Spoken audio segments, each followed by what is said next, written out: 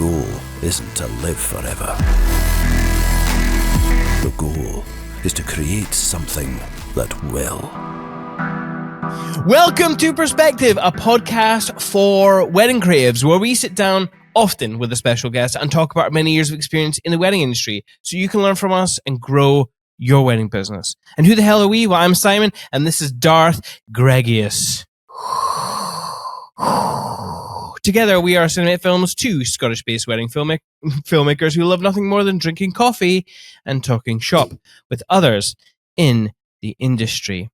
And we've teamed up with Farm to bring you 6 special episodes of this podcast in anticipation of London Thrive, an all-star wedding photography workshop taught by 6 phenomenal mentors.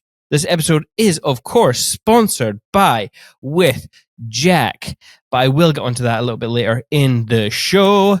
Good morning, Darth. Who are we talking to this morning? Good morning. We are talking to Tina Vedrine. Hello, Tina. How are you? Hey, Tina. Hello. Good, thank you. How are you guys? Absolutely amazing. Listeners, just before we hit record button, we were giving Tina the lowdown. And I said, yeah, because it's very casual chat. We like to aim for roughly 2 hours. And Tina's reaction to hearing it would be 2 hours was just hilarious. It was just So if throughout the listening of the podcast you hear Tina just slowly disintegrate into, I don't know, something else other than herself, then that's the reason why. Just warning you guys. Anyway, how have you been? I've been good, really good. Yeah, it's been a good year of saying yes to things, you know, and just saying yes to different opportunities, and it's not as busy as last year, which is quite nice because it's given me the opportunity to say yes to things more. But yeah, it's good. Well, what kind of things have you said yes to that maybe you might not have said yes to in the past? Oh my gosh, like workshops. Like I did my first LARC workshop, which was so good. Mm-hmm. What else did I do? I did a little talk for another photographer earlier in the year. As like a little mini speaker, something I'd never thought I'd do before either. Cool. And just getting more into meeting new people. I think that's a big thing for me at the moment as well. Yeah. Are you? Do you thrive off meeting new people? Like I seem to just be absolutely buzzing every time I go to a workshop, and especially thrive if I go just hearing their stories and Yeah, I never ever thought I would be that person. I was growing up, I was the most shy person you'd ever meet. So coming out of my shell a bit more and just enjoying meeting new people, because it is such a pleasure, isn't it? Learning from other people and just getting their energy and things like that. Like it's really important for life. Yeah. It is. Yes, exactly. And that's why, everyone, if you're watching on YouTube, you can hear the tagline. It's enjoy your life. That's something that we're very adamant on doing, especially when you're a solo shooter or someone who, like photography can feel like a lonely business sometimes. So just remember to get out and actually remember to live and, all that kind of stuff. Yeah. But before we go too far, why don't, for listeners who maybe haven't heard of you before, give us a bit of a background on who Tina Vedrine is. Oof. Okay.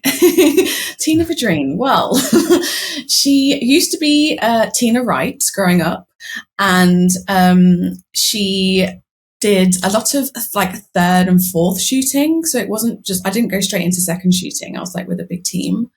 And so I was literally more like shadowing than I was actually shooting. But I noticed like the people I was working with quite liked my photos. And I just got such a buzz going to weddings. Who doesn't?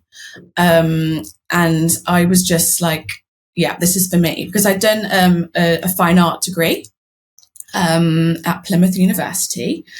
And then I specialised in media towards the end, and I absolutely loved it. I felt like that was the way I was going to go.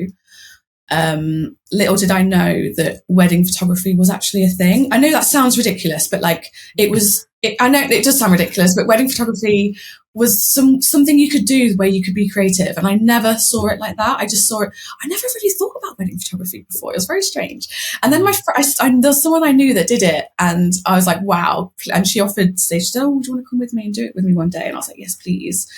And I absolutely loved it. I just got a buzz from it. And then that's when I started to look at opening my own company. Mm-hmm.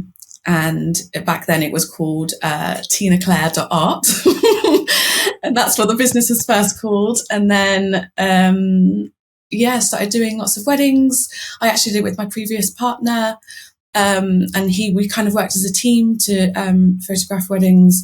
And then now I'm going back to doing it on my own. So it's kind of a bit of a roller coaster and back to the start again. But yeah, I've come on a massive journey. It's been 12 years now. So yeah, that actually makes so much sense, by the way, the fact that you said you were going to study art, because I really enjoyed going through your Instagram and seeing that art was and still is such a big focus on your Instagram. What was it? I mean, obviously you said you never really thought about wedding photography, but what drew you to that rather than continuing on with the art? Because obviously you're still very passionate about art, clearly. That's a really good question. So I think it was, obviously weddings are such a beautiful place to be. There's so much emotion, and emotion was something I really wanted to show in my art at university.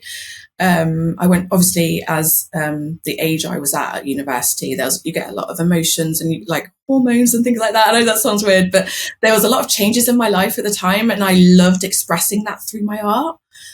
And like a lot of people did on my course. And it was when I went to the weddings, I was like, because they were so beautiful, and it was the beauty, I think, that drew me to it, and the movement and the fashion side, which I didn't know then, which is why I love now. Does that make sense?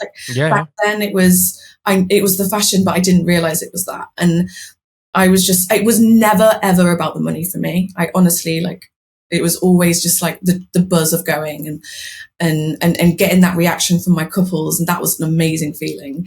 And I got that a lot. I got that same feeling when I was at college and uni as well, because I'd be that friend that just took photos of everybody on a night out, and I'd get home and I'd edit them all, and I'd be so excited to show everybody how good they looked.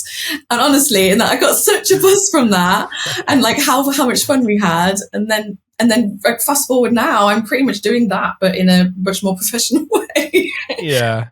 So what you're telling me now is that your dance reception photographs are going to be off the chain, right? Because you've had all these years of practicing at nightclubs and nightclubs, that kind of thing. My dance floors are epic.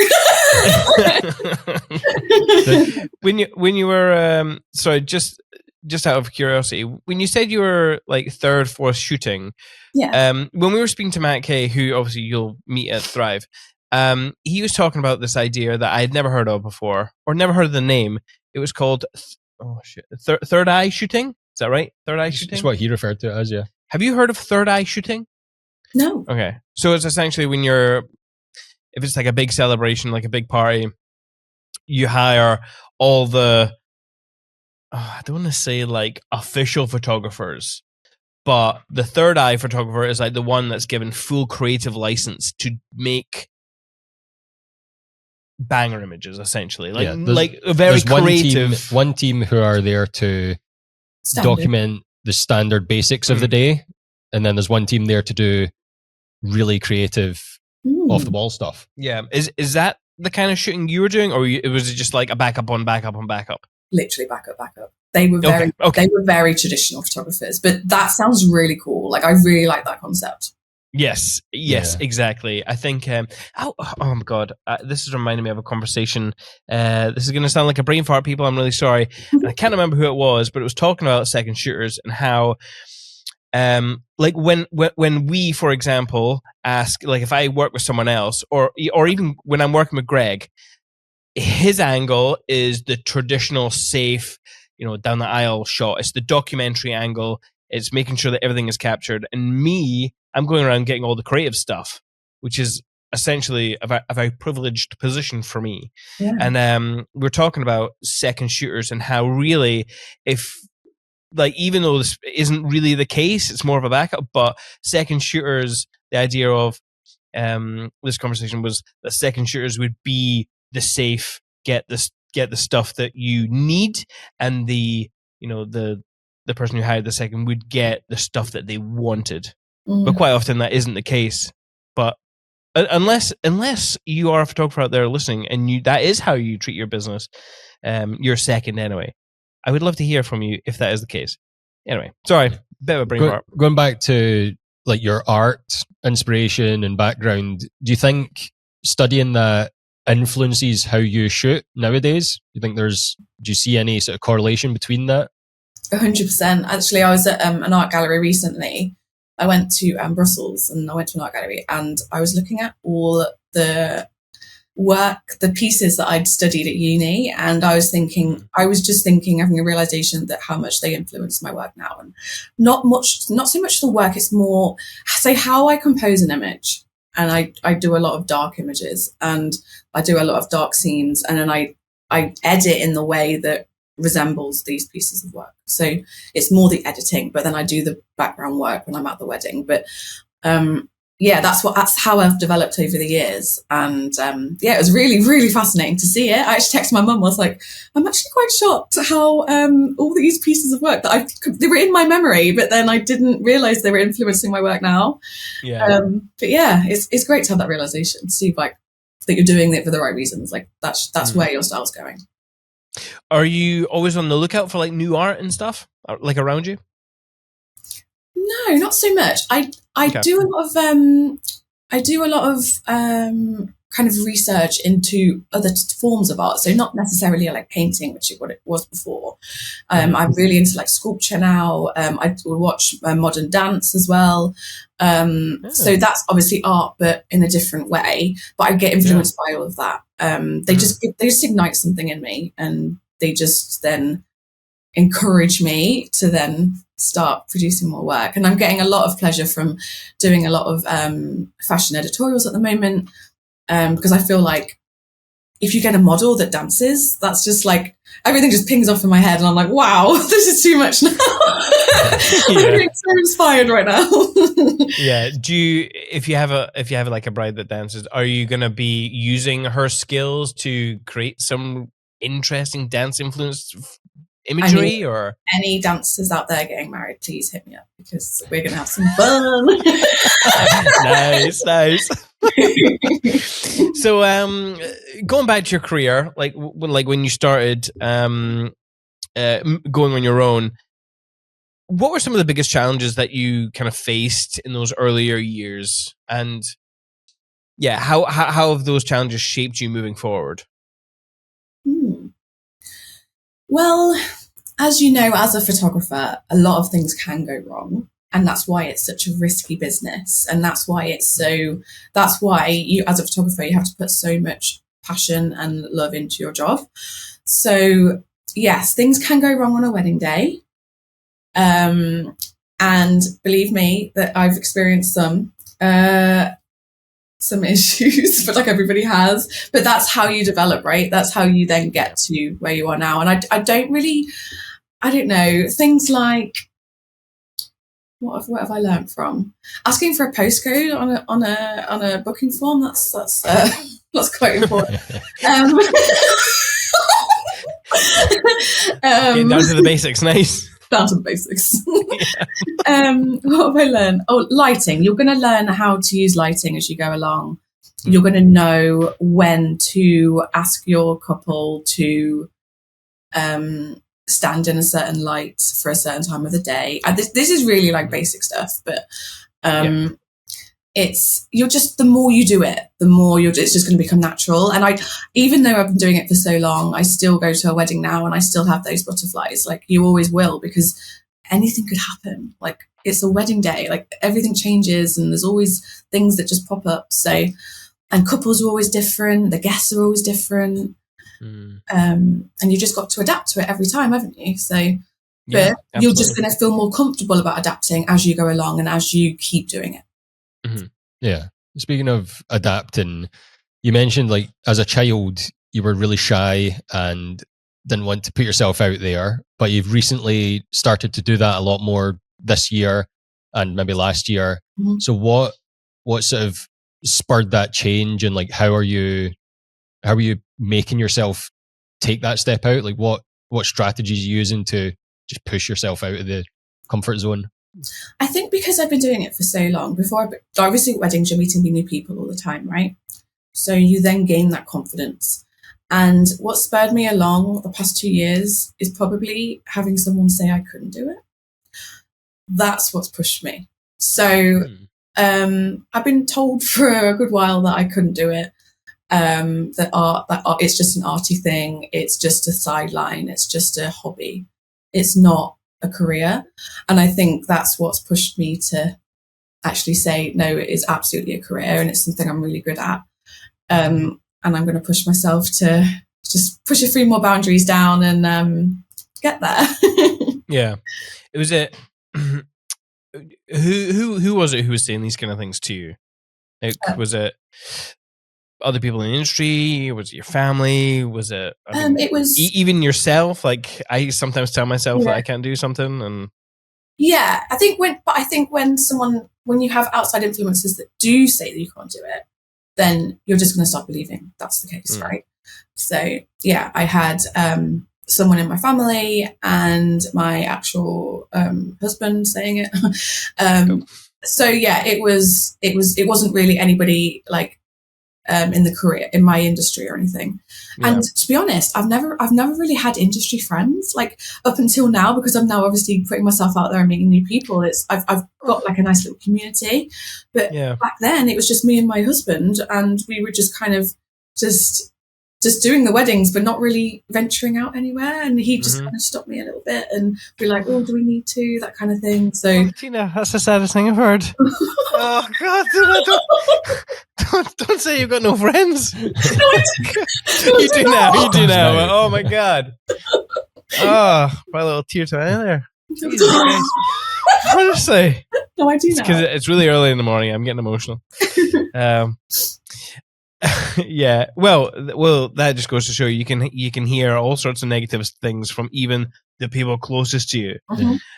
So yeah, if you're out there and you're struggling with family telling you can't do something or anything like that, a lot of people out there in the same boat. Yeah. Just gotta have some self-belief. Yeah, absolutely. You have to believe in yourself.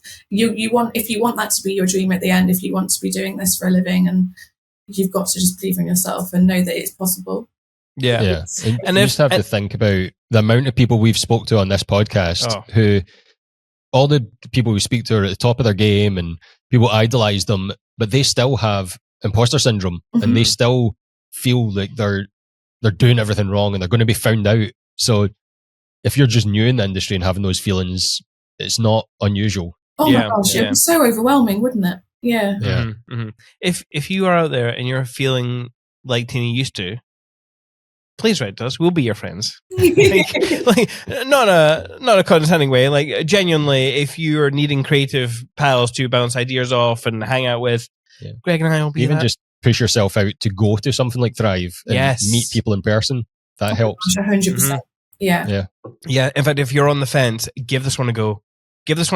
I know it's obviously more so anyone around London or probably England, unless you're in Scotland and you're wanting to have a little adventure, go down to London. But definitely. I think more filmmakers should go as well. More filmmakers should go. Last year, there was one filmmaker went other than us, and they were like, "Oh, I'm so glad someone else is here that does film."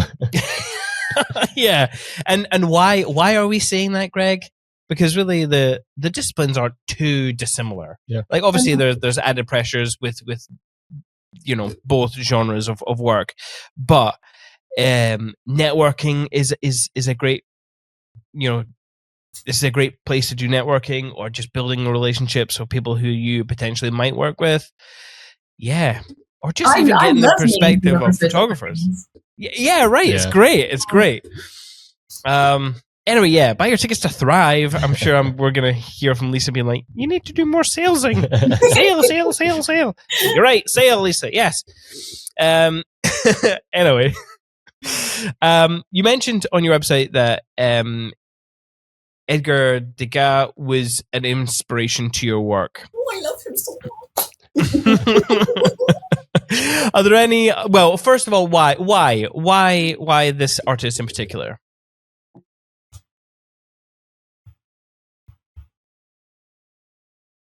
Oh my gosh, are you there? I'm there. Yes, it froze a bit. It froze for a bit. Yeah, sorry. Did you hear the question? I didn't hear the question. No. You did not hear the question. I will say again. Why this artist in particular? Like, what about his work or anything else about this individual's life inspires you so much? You know what? It's the fact that his work looks like he's just scribbled on a page. And I just love that. I love that it looks so effortless, but so intentional. Like, he's obviously an absolute artist. Like, he just is so intelligent, like what he does. And I just think that his work has just dancing is just so, like, I can't explain it. I can't explain it.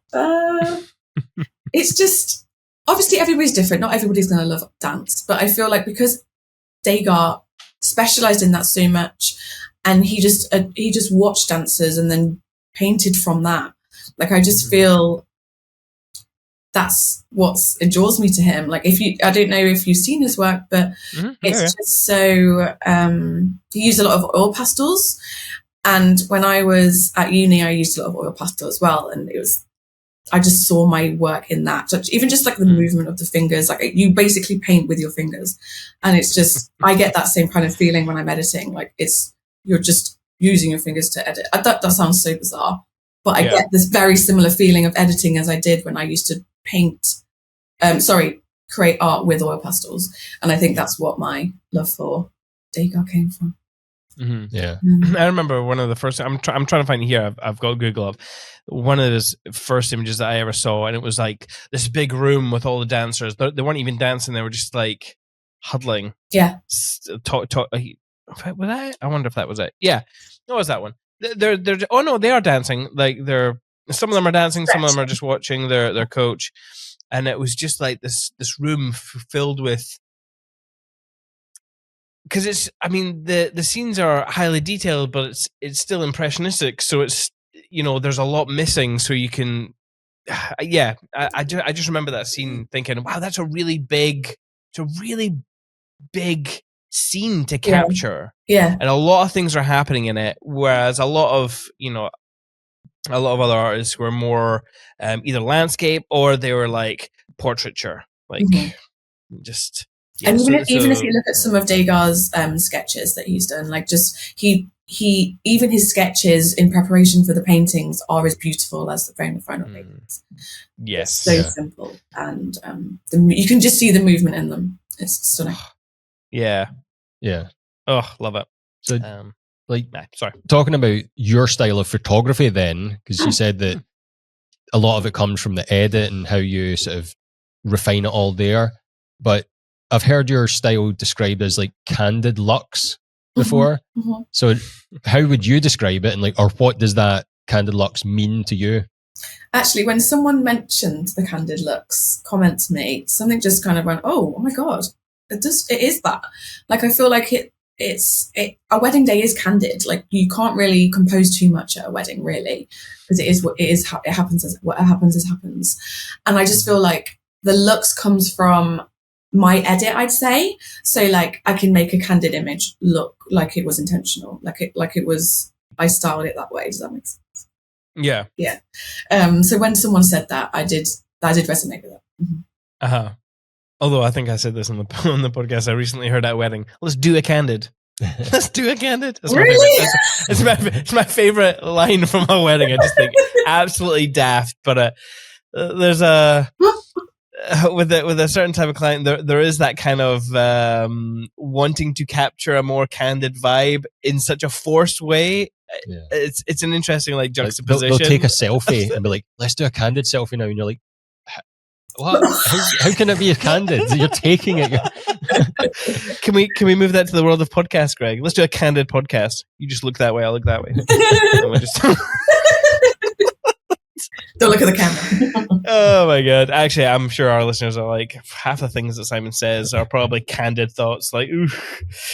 Anyways, Tina, how did this style develop then? Like, was it through the art or just trial and error?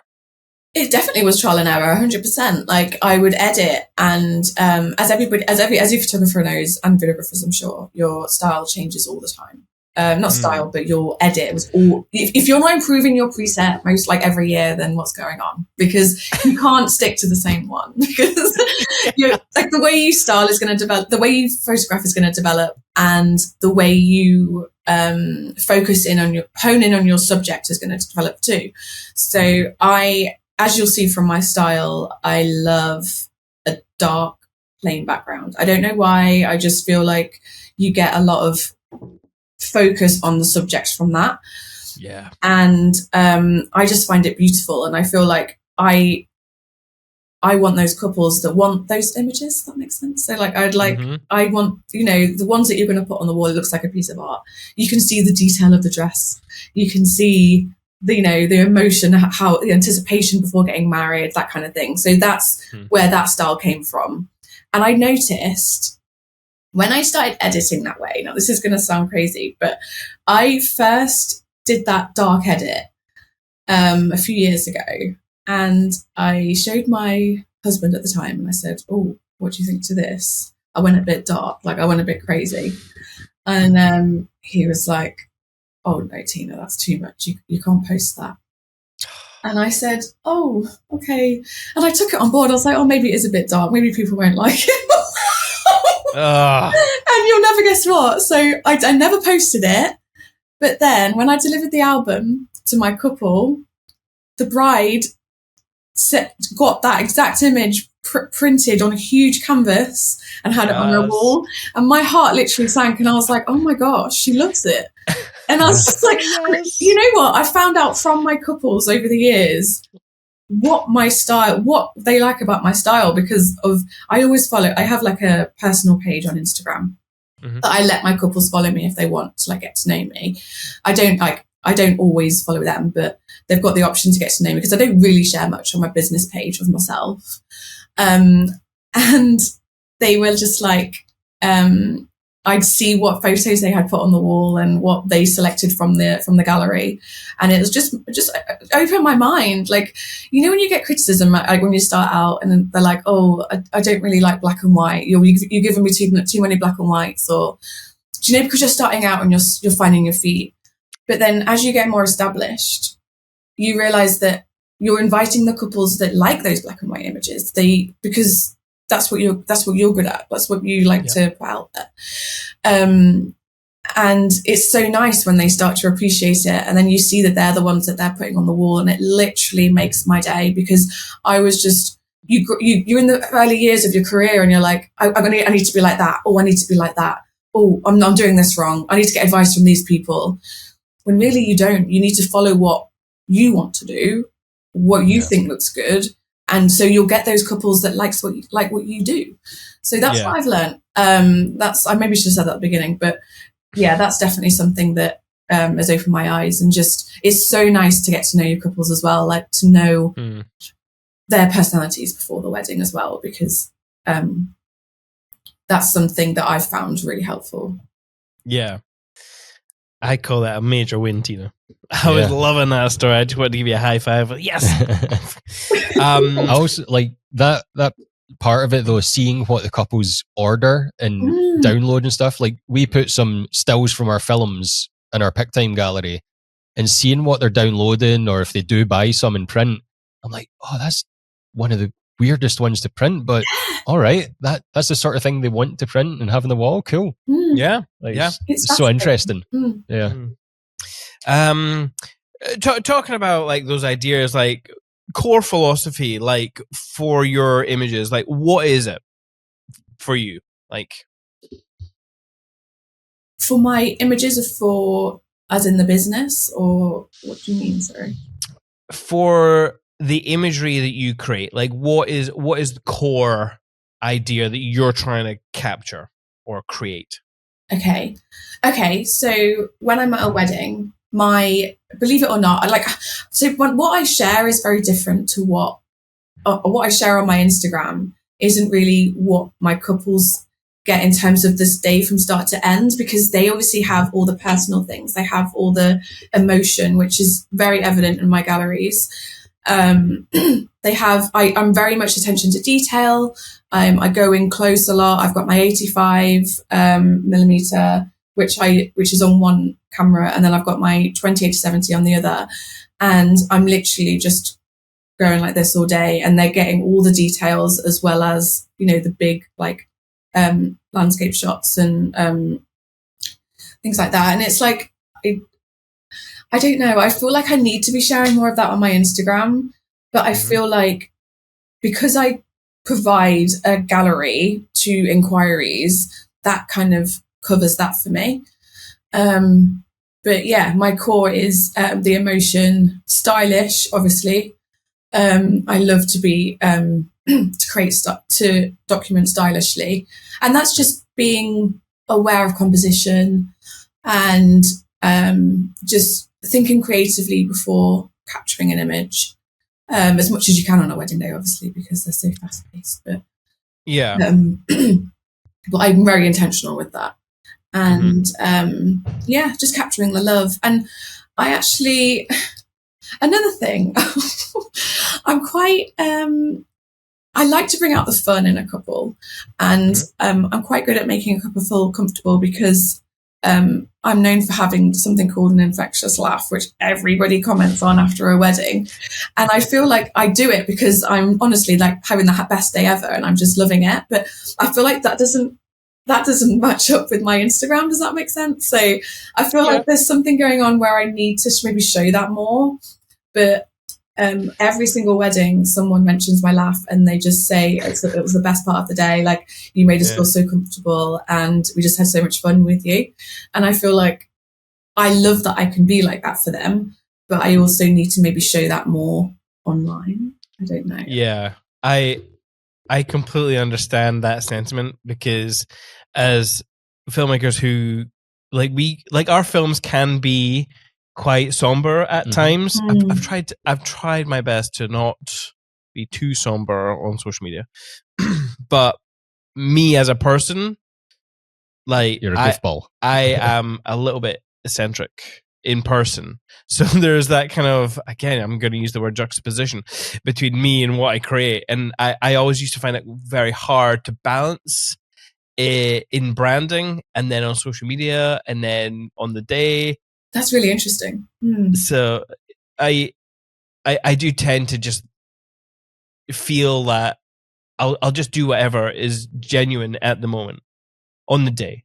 Yeah. And I think that relaxes people. The get, just like feeling that you're not angsty or anything like that on the day. I don't know. Anyway. But also that you're just a normal, welcoming person. Like, that's really important for your couples to know that. But I know if you look at my Google reviews, they will show that I am that person. So I feel like they're doing a bit of work for me. Absolutely. Yeah. Are you using, like, for this really arty creative shots that are out there, maybe in your Instagram feed or whatever, is a lot of that using sort of the editorial shoots that you talked about and styled shoots to play and get even more creative? 100%, because I don't think I'd be able to do that on a real wedding. So my creativeness comes out most with like workshops and editorials, definitely. Yeah. I do. I want to go back to something here. You're talking about what you show on Instagram and versus what you give your clients, like what they get.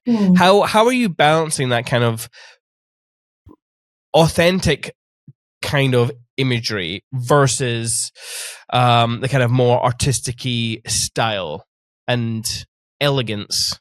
Like, how do you find it quite natural to balance those two? It's working so far. I've not had anything come up yet. I think I think my Instagram is developing a lot at the moment. Because this is my yes year, I've decided to just use my Instagram as a portfolio. It's literally a portfolio where people can see how I capture, how I edit it. But I don't think I've been pushing weddings as much. And that's just because I've been trying to adapt to everything in my life. Like I've moved house, I've obviously gone through a divorce, and I just needed like some time just to kind of just relocate who I am and what I'm doing. So Instagram, I mean, I'm not even doing captions. I'm just literally just whacking an image on there and just developing a portfolio. And I think I've got my weddings booked in. I don't feel like I need any more yet.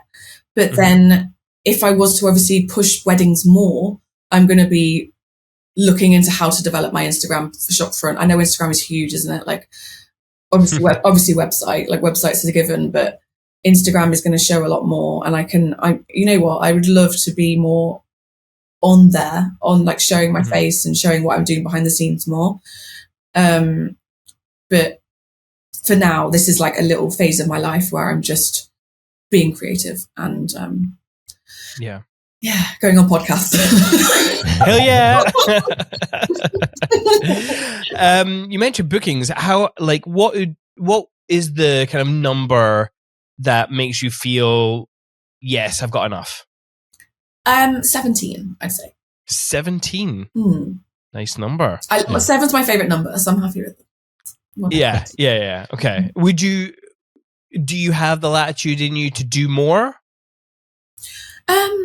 I absolutely do, because obviously, not obviously, but I've had a part-time job for the past few years, and I only quit that in November. So I had that. Yeah. So I've been doing all the COVID like aftermath, fitting everybody in to try and get their weddings done, and my other job.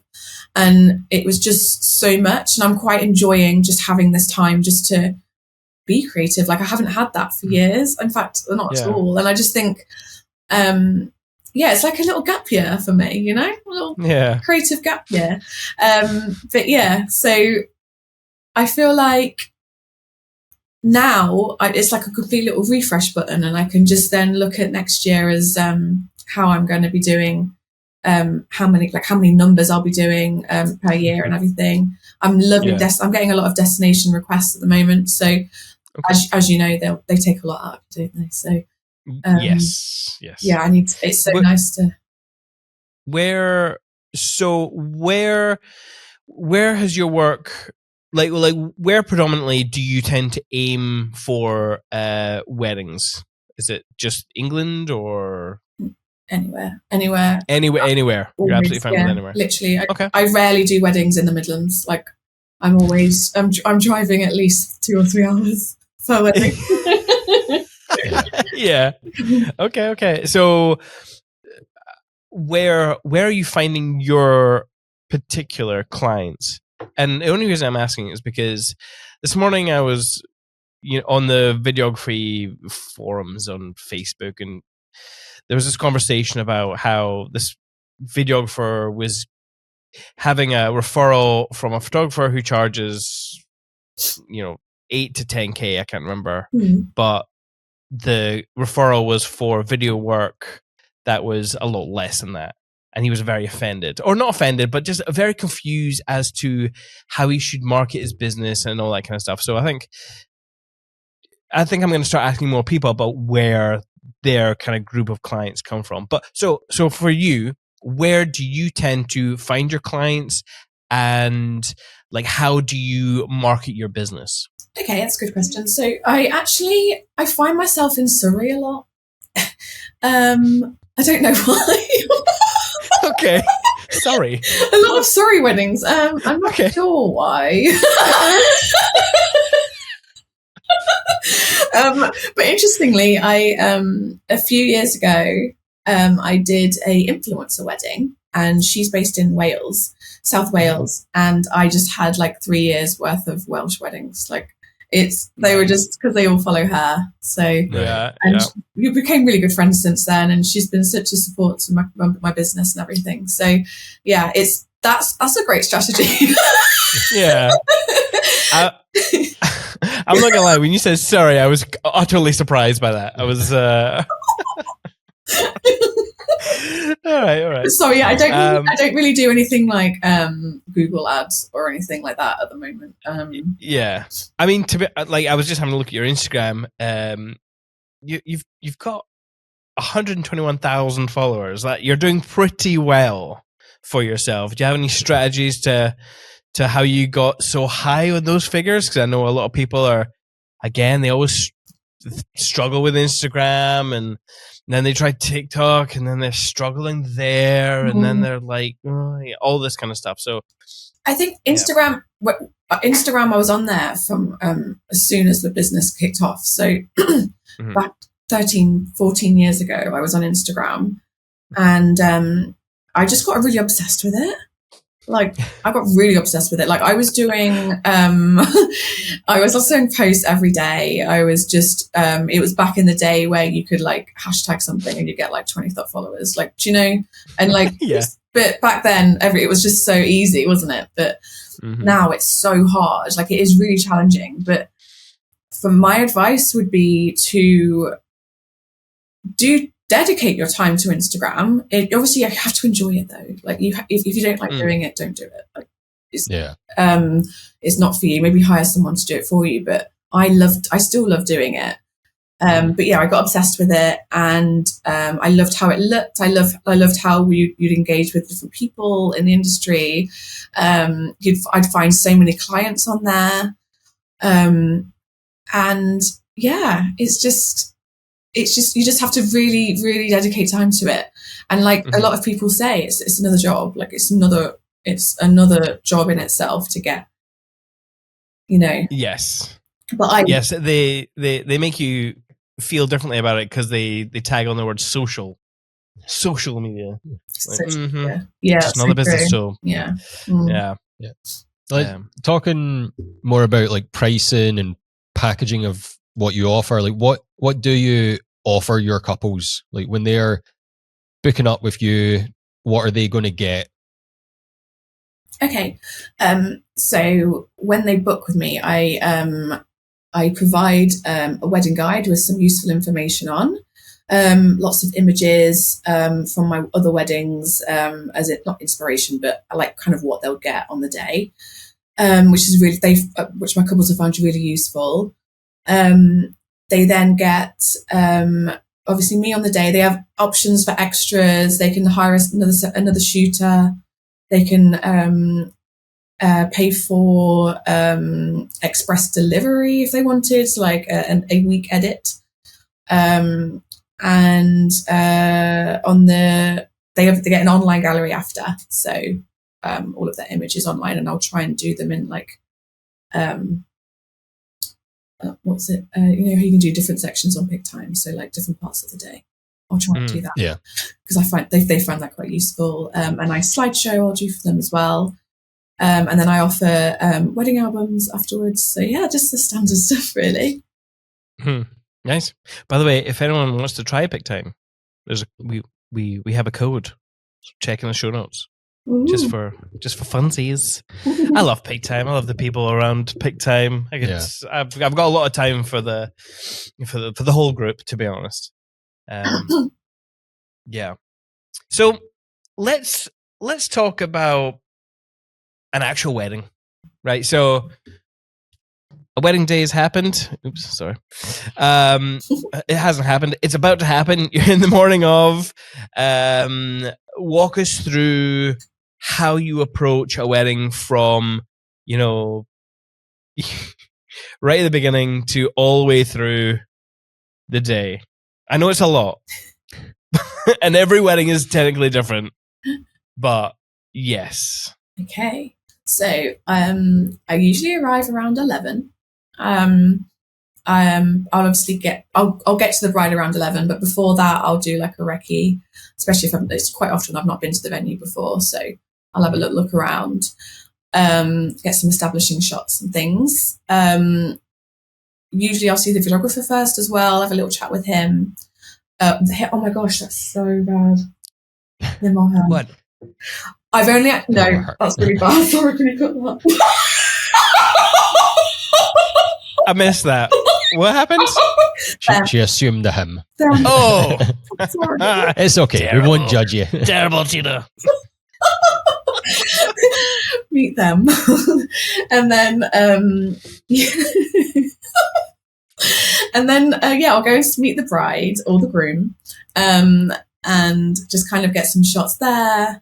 I'm not too fussed about like flat lays or anything, but if the couple want those, and I'll absolutely do them.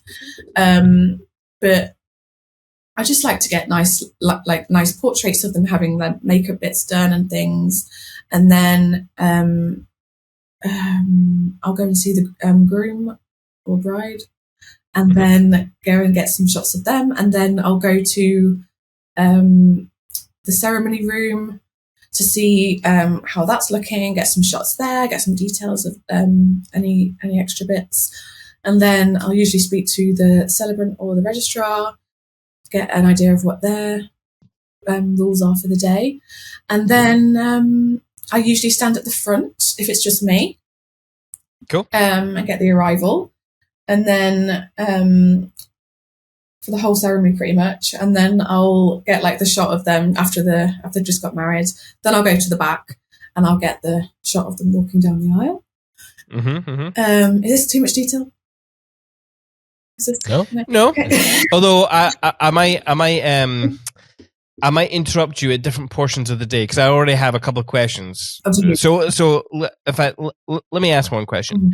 You mentioned that you don't normally do flat lays, but if the client wants them, you'll do them. Yeah. What is your normal approach to capturing details like shoes or earrings or necklaces other than doing flat lays? Because I do see a lot of photographers do flat lays and it's very time consuming. Yeah. Yeah. And I don't quite get it, No. but I kind of do at the same time. If they might have that as a niche, that might be something they're really good at. Yes. And I've seen many photographers who are not good at it try so hard.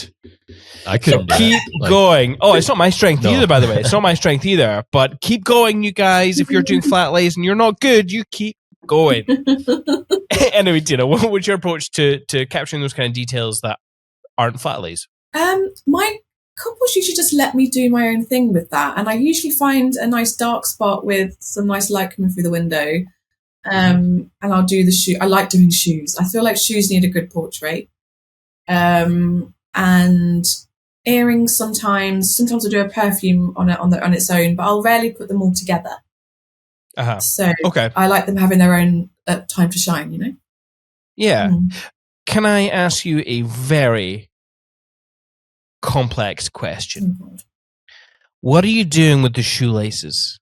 Because let me tell you, when I shoot bridal shoes, and I don't tend to do a lot of details, but I will do the shoes. I'll find like pull light, put them in it, and there's always this kind of like shoelace You're ankle talking about the strap. ones- yeah, with the strap that With goes the up the ankle or something. there. straps or anything like that. Every time I put them down, it just looks like a fucking limp fucking sausage or something. Like this. So what are you doing with fucking laces?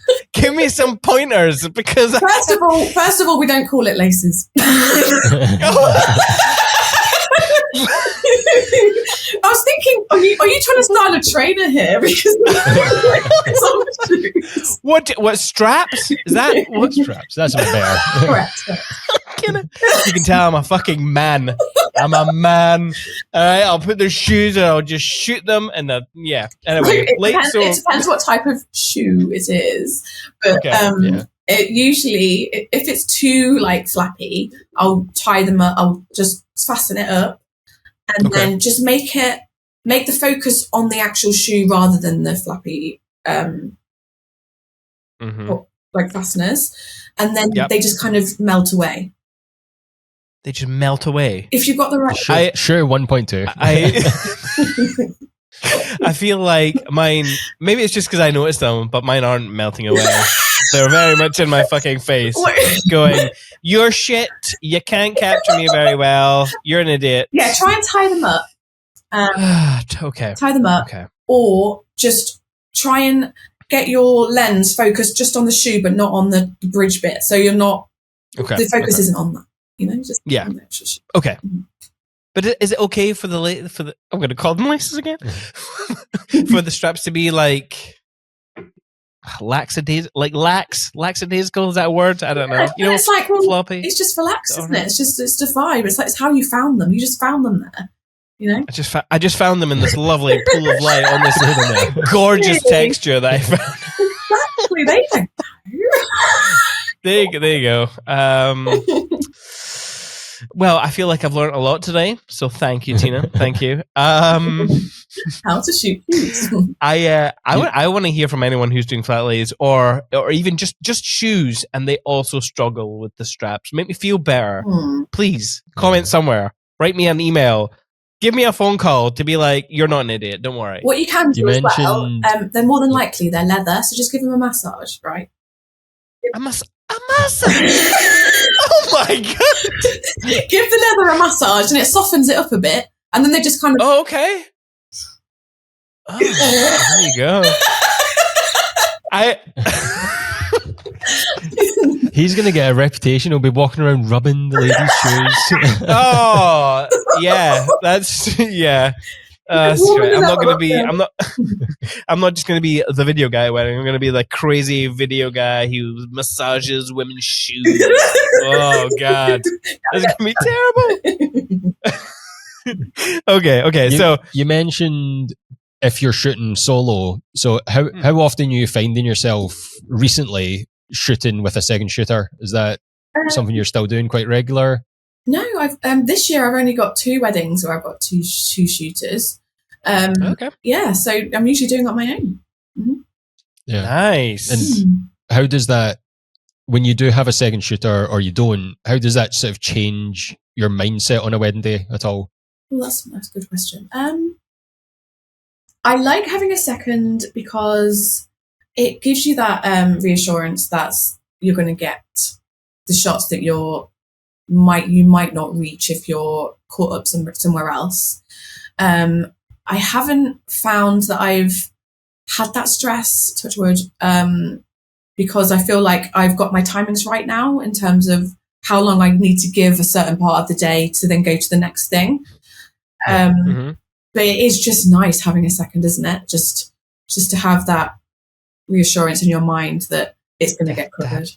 To have that best friend by your side when you're shooting weddings. Don't pull away from me, Greg. But then that's why I feel like I really enjoy, making a good friendship or a working relationship with the videographer, because I feel like you are a team for the day, aren't you? Like you're helping together, and you get those experiences that back in the day I did, where the videographers just don't like you and they're up against you, and it's like, why? Because we're here for the couple, like we're here to work as a team. And honestly, I feel like that we're against each other mindset's gone now from the industry. Do you? Like, I've not seen that for a long time. No, I've not. Maybe I'm wrong, because I don't look at like Facebook groups. It's still there. Farm or anything. It's still there. The amount of posts. Yeah. I mean, I've seen photographers and video people do this, but they'll be like, here's a frame grab of the photographer getting in my shot, and I told them not to do it. And I'm like, oh my god, what is so hard about communicating? I know. And just having having some fun as a creative duo. It's one of the best parts of the day. It is. I know. It's like your best buddies for just one very intense day. Yeah, it's like you're in a it's like you're in a fucking foxhole and you're having to face the war together. Anyway, you mentioned working alongside another video man. Actually, what is your approach then to communication? Like, obviously you said hello to them in the morning, but do we have any tips for those listeners out there who are maybe thinking, I don't like to work with video because I don't know, I don't really do it too often. Like, give our listeners some tips. Okay. Go and introduce yourself. Just say, hi, I'm Tina, the photographer. Have you worked here before? That's always a good opening, isn't it? Yes. Have you worked here before? Yes, no. Or have you got any tips? Just kind of let them know that you're going to stay out of their way as much as you'd like respect them to stay out of yours for certain shots. If they're professional enough, they'll know those big shots and they'll share the want to not be in each other's way. Just try and keep it as friendly as possible as well. Just kind of, I don't know, compliment their gear or like what they're wearing or whatever, and just say, you can usually gauge, I can gauge anyway in the first few minutes whether they're going to be your bestie later. And if they, you know, if they will or they won't, you know. And if they're not, what do you do, Tina? Well, you just keep it professional.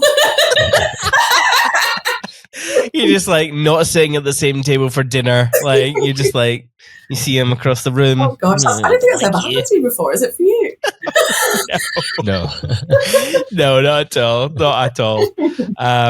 In fact, I've mentioned this on one of the other podcasts that we were working with an Italian photographer, and the like we don't speak any Italian, they didn't speak any English, so it was like one word kind of communications throughout the day. Obviously, at dinner we were able to kind of like coax a little bit more out of them, but the approach to how we worked together was very similar, and how we approached like lighting, and it was very clear at the beginning that although we didn't speak the same language, our body language and how we approach things were so similar that it was just it was just like back and forth. Like, I love that. It was just, it was a great teamwork. It was quite really good. Interesting to see actually, because it's like, we weren't able to have those like, oh, I love your work, and those conversations that just break the ice and put people at ease. Like we couldn't do that as easily, so it had to just be a bit more broken, one word as Simon says, but it still worked well because we did do that, like, and you got excited hand gestures and things to communicate. Like as soon as I saw his name is Franco, like he took one of the details and put it in like very direct sunlight, which a lot of photographers would maybe tend to avoid. I was just like, yes. And he just saw my approval of this moment, and after that it was like, it was great. It was great. So communication can come in all forms. That's all I'm saying. A smile, but yes, okay. A smile, a laugh. Smile goes a long way. Hey, I'm Ashley from With Jack. I'm one of the sponsors of the Perspective podcast. With Jack helps to keep photographers in business by supporting them financially and legally if they have problems with a client or they make a mistake in their work. We've all had that fear of our CF card or our hard drive failing and losing important photos. You can find out more at withjack.co.uk. Head over there and find out how we can help you be a confident creative. You're solo shooting, you're at a ceremony, you're at the back of the aisle, the couple have just walked up, you've gotten the walking shots out of the ceremony, you're now after the ceremony, post-ceremony, what are you doing? Okay, so I've backed up as quickly as possible to try and get them exiting where they've just got married. That's always a lovely shot. And then more often than not, the couple are like, what do we do now? Aren't they? Yeah. They're like, well, what do we do now? And it's just like, just enjoy the moment, go and say hello to everybody, have a drink, and I'm just going to capture that. And I try not to say that too much. I just try and back off. So that I feel, because if they feel like they've got a camera in their faces, they're a bit like, what do I do? So I back off at that point. And then I just whack out the 85mm and I just start taking photos of people having a nice time and drinking and congratulating the couple. And then I'll do that for a good half an hour, about half an hour. Then I'll just quickly go to the couple and I'll just say, when would you like to do the group photos? So I know a lot of photographers arrange this before the wedding, and that's fine. But I don't feel the need to do it just because I work quite instinctively. And if it's raining or there's something going on with the family, I just try and read the room. Yeah. So I'll just nip to her and say, when would you like to? Are you ever worried that if you don't do it straight away that you'll have guests kind of wander off and it's a little bit harder then to wrangle them all together for groups? Or has that never really been a worry for you? No. I don't think that has actually. Because what I do is I let my couple know before the wedding that they need to have a list ready with someone in the bridal party. So someone in the bridal party is usually aware that we're going to do them at that time of day. And then when I say that to the couple, they'll say, right, so and so is going to gather everybody. And up to this day, I've not had an issue with that. So we just grab everybody, and usually my couples don't have an extensive list anyway. So it's mainly just the immediate families and bridal party. Okay. And is that because you've communicated that so many images are going to take so much time, or is that just always? Okay, good. I have to, because there's just the couple gets bored after like the second or third lineup. Yeah. They just get bored, they get agitated, and I just let them know that that's going to happen. You are going to get agitated, and they completely understand. And it's not until the actual day that they understand that.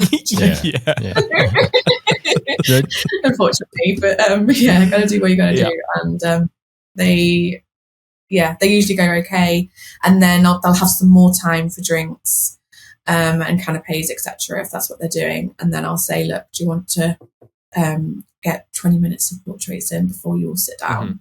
So usually it's when people are sitting down, that's when I'll do them. So it's not too intrusive. During that cocktail hour, when you're shooting those 85s and getting those Candid Lux shots, what is it you're looking for when you're capturing there? Like what makes you raise your camera and sort of take that photo? First of all, I try and make sure that I'm getting everybody's faces. So that's what makes me raise first. So I'll say, I've not seen them yet. Okay. And I'll take those. Laughing, obviously, is a huge one. I can see a conversation brewing, and I'll just say, right, they're about to have a laugh, and I'll be literally stood there just waiting for it to happen. And usually my biceps are burning by this point, and my camera is literally just here, and I'm just doing this and like walking around and circling and things like that. And then, once I feel like I've got a lot of laughter and energy from that cocktail hour, then I'll start making a move for the next thing. But I'm looking at colour as well. I'm looking at outfits, like some nice outfits flowing in the wind. They're on nice shoot photos. Maybe handbags or jewellery. I'll get in close with those because they're part of the day. The guests are part of the day. Like, it just encompasses everything, doesn't it? Would you pull, like, say someone had a killer outfit, would you pull them aside and be like, yo, I just need to shoot this, whatever this is, whatever you're calling this, I just need to capture this, so stand here and let me take your photo, like, or I wouldn't do that. Okay.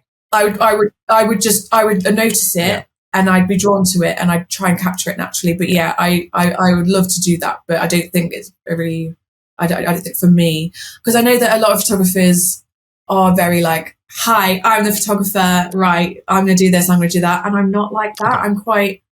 I only step in when I feel like I need to. But and that's just how. And when are those moments? Like, when do you feel you need to? So definitely during the portraits, I do. Just before they go down the confetti aisle, I'll remind them how to kind of be, for a great confetti, don't get that bouquet in the face, because it's so common, isn't it? To have the bouquet here, and then you miss all the facial reactions. Look up, enjoy it, that kind of thing. And tell everybody not to put confetti in their faces, which is what happens all the time. Yes, throw it over, not at. I use that a lot. Yeah, it has to be said, doesn't it? Where else will I step in? Probably in the morning. I'll say, look, where are your shoes? Where's your jewelry and things? I'll do that.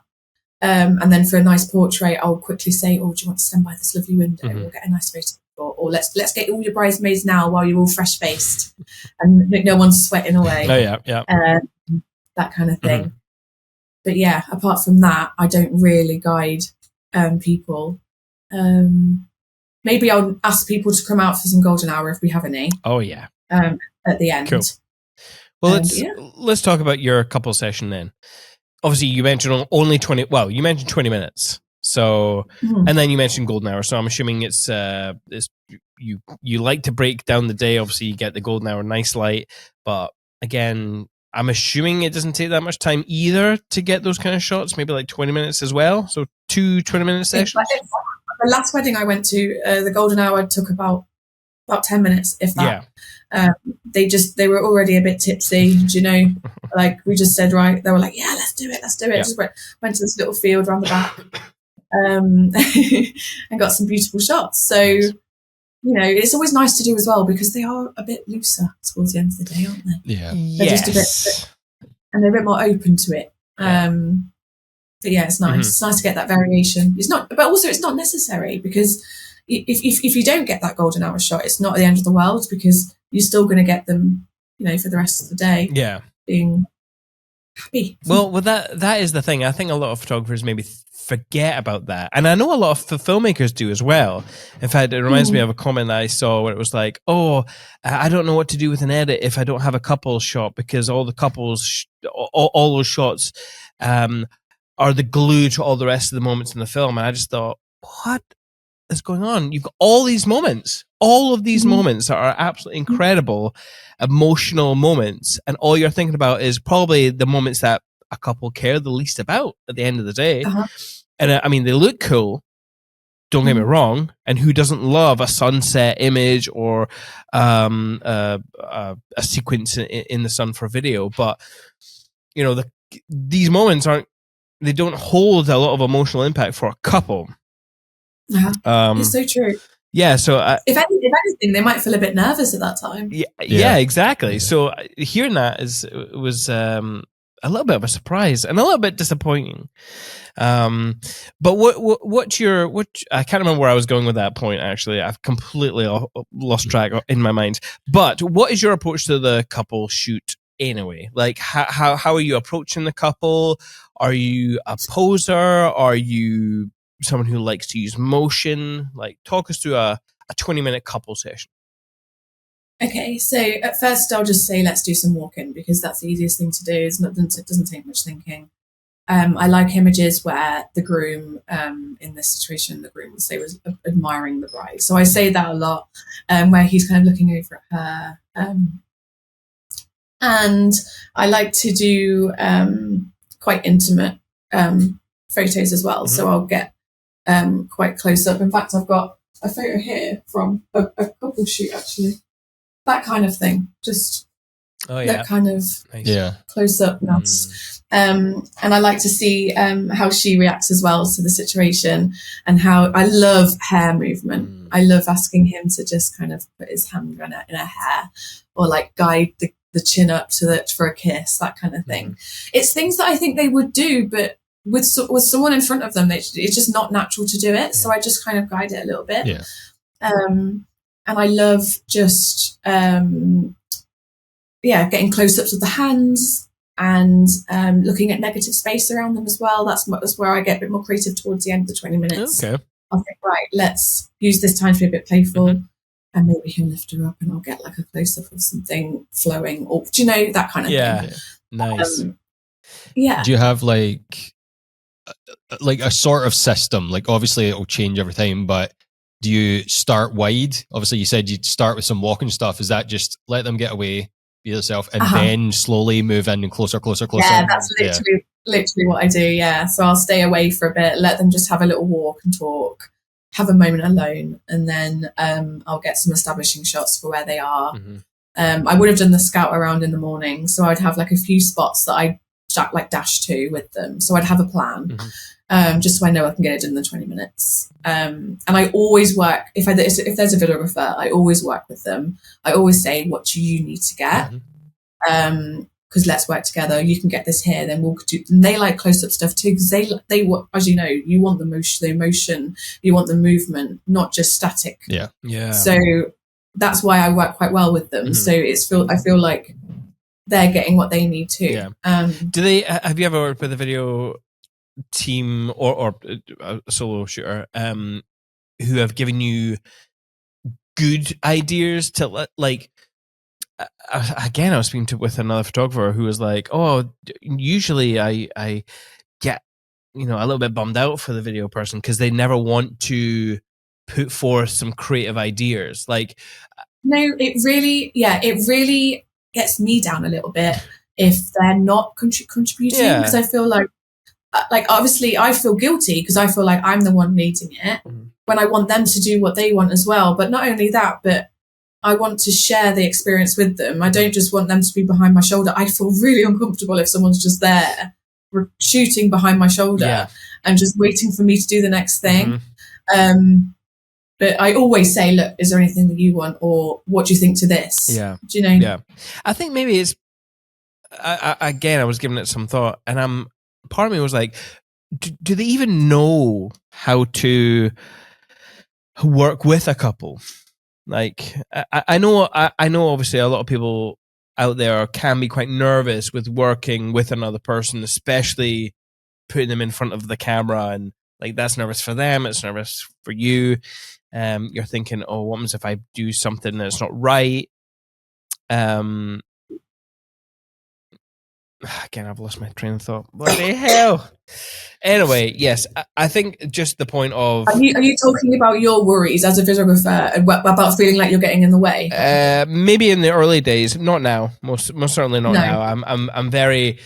I'll definitely make sure to communicate with the photographer to be like, hey, is it all right if I give you ideas? Like, if I see something, can I do something? And maybe if you like it as well, just, you know... And it's very much like, if they set up a shot and I find it could benefit the film, then I'll grab it, and vice versa. And it's very much collaboration is how I see it. Again, I think it was Matt Kay that said that he loves when a videographer does that, because it allows him to just go around the edge and get this sort of alternate angle that he wouldn't have thought of or got before. Yeah. But I'm sure it was him. My thought process was just, you know, if you're a video person out there, definitely give the couple sessions some thought. Don't just be the kind of guy who shoots over someone's shoulder, because one, it makes other people nervous. And two, like, we all have things that we want, and it's not always going to be the same.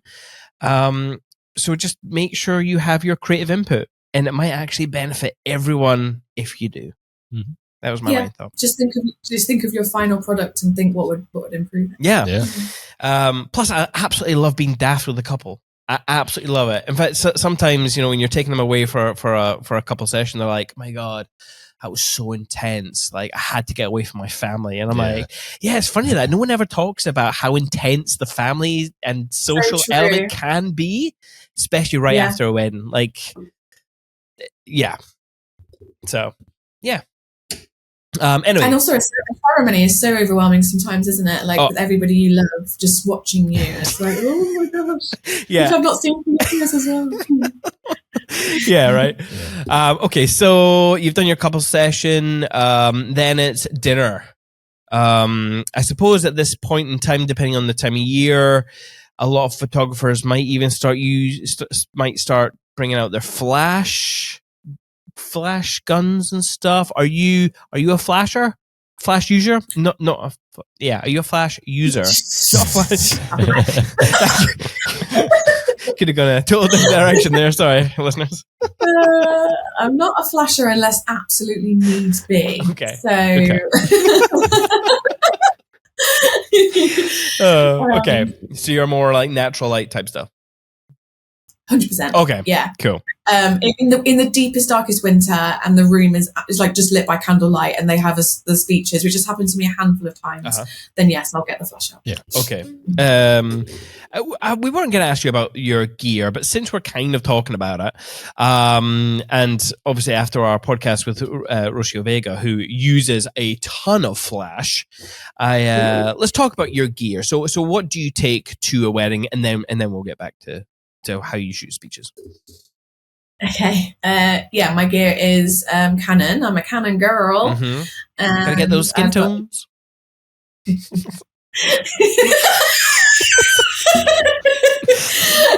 Sorry. And I literally go with the 85mm 1.2, and then I've got the 28 to 70 2.0.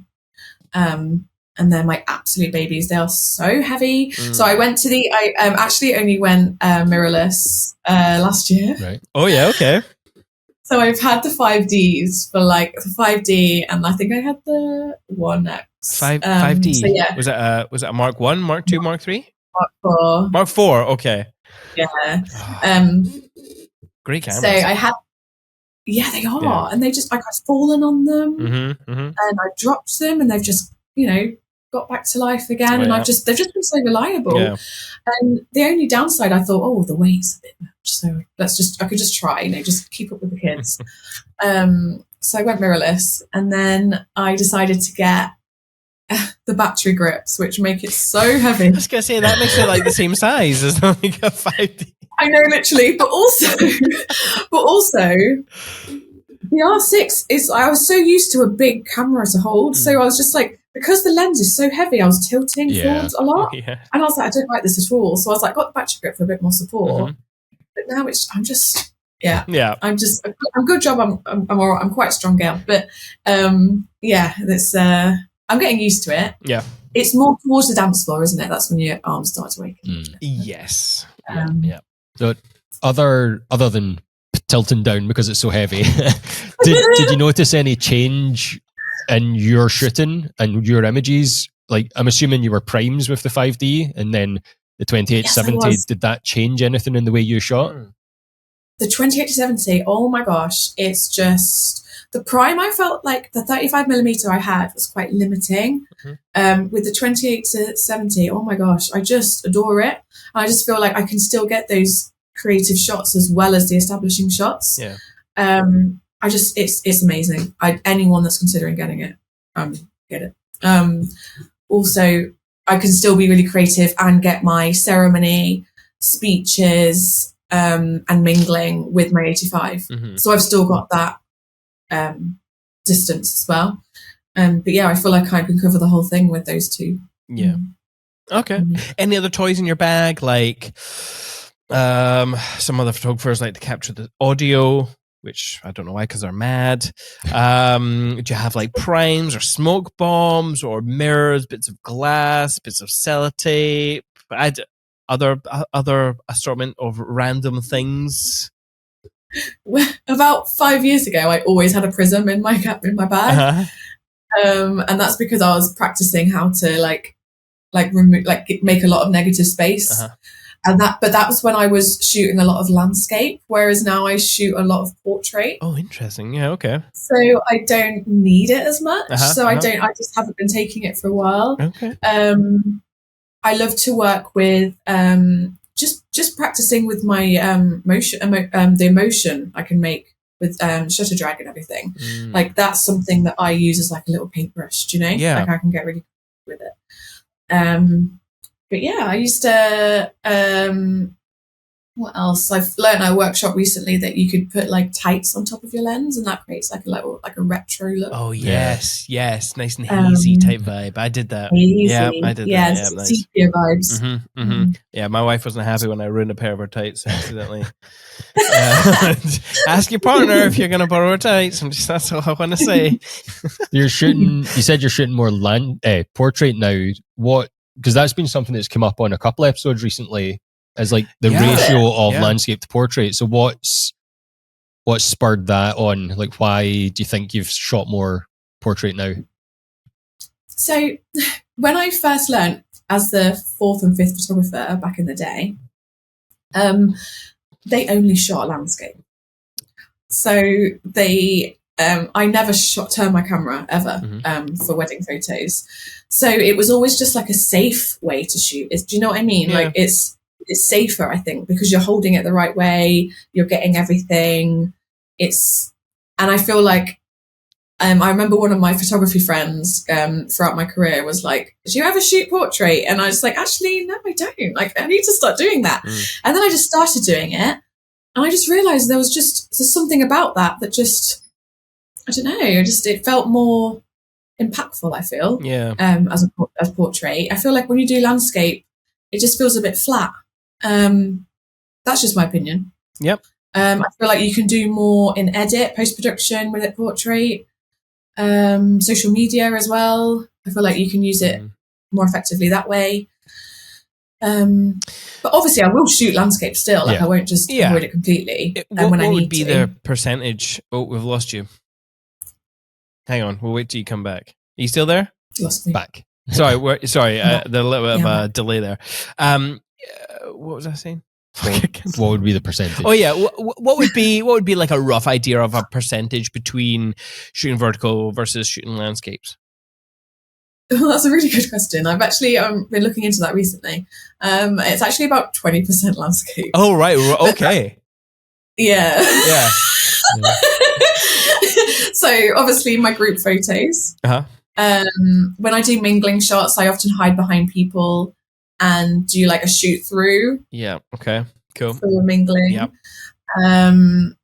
Especially with the 85, I think you're better off being landscape as well for that. What else? Ceremony. Ceremony. The speeches, I'll go landscape for that as well, obviously to get like more people in the shot. But yeah, when I'm more creative, I definitely go portrait. Yeah, we were talking about this. We've had this conversation with a number of photographers, but the emergence of the editorial style being on trend, and obviously editorial coming from like photography for print. And if you think of a print book, you're thinking it is more portrait than landscape. Obviously, before I've talked about how it's better on blogs and online content, social media, for example.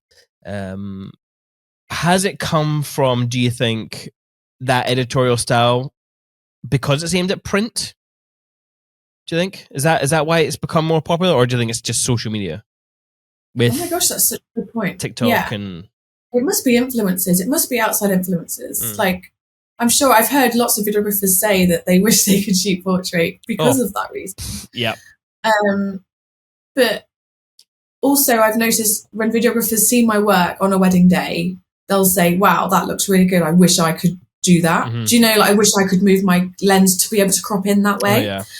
And I think cropping is a huge thing as well, because you can be more creative with a portrait because you can get in and just focus on one thing. You're less worried about things surrounding what you're taking a photo of. Yeah. Because you can do that.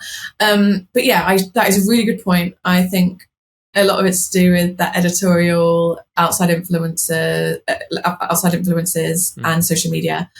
But I personally think it looks really good. Yeah, I do too. I think when I was doing my art degree, I did a lot of paintings and portraits in that ratio. So it made sense for me. And I as soon as I started doing it, I was like, wow, this is really cool. Yeah. So maybe that's where I do it as well. Yeah.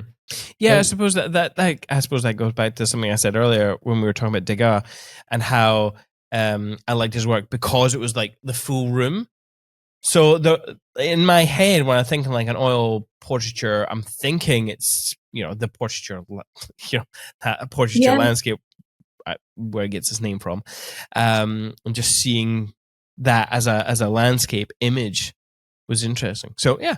Let's finish off the wedding day then. We're going through your approach to speeches. Are you trying to be creative when you're documenting speeches, or is it purely just, I've got to document these and then dance floor, I guess, as well after that? It's very similar to the mingling time of the day, the cocktail hour. I'll just try and get as many. I think when I started out, I did a lot of the top table, but so they don't want to see that many photos of themselves. Like it's the same. Do you know, like as long as I've got each of them doing their speech and then their reactions on the top table, I'm happy. Then I just focus on the crowd, on the audience, on the guests,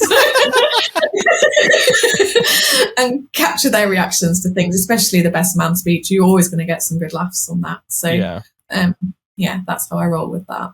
Cool. And then it's kind of, any questions on that? No, don't think so. No. I'm just expecting for the dance floor, you get your 2000s digicam out and just shoot your friends again. Is that how it is?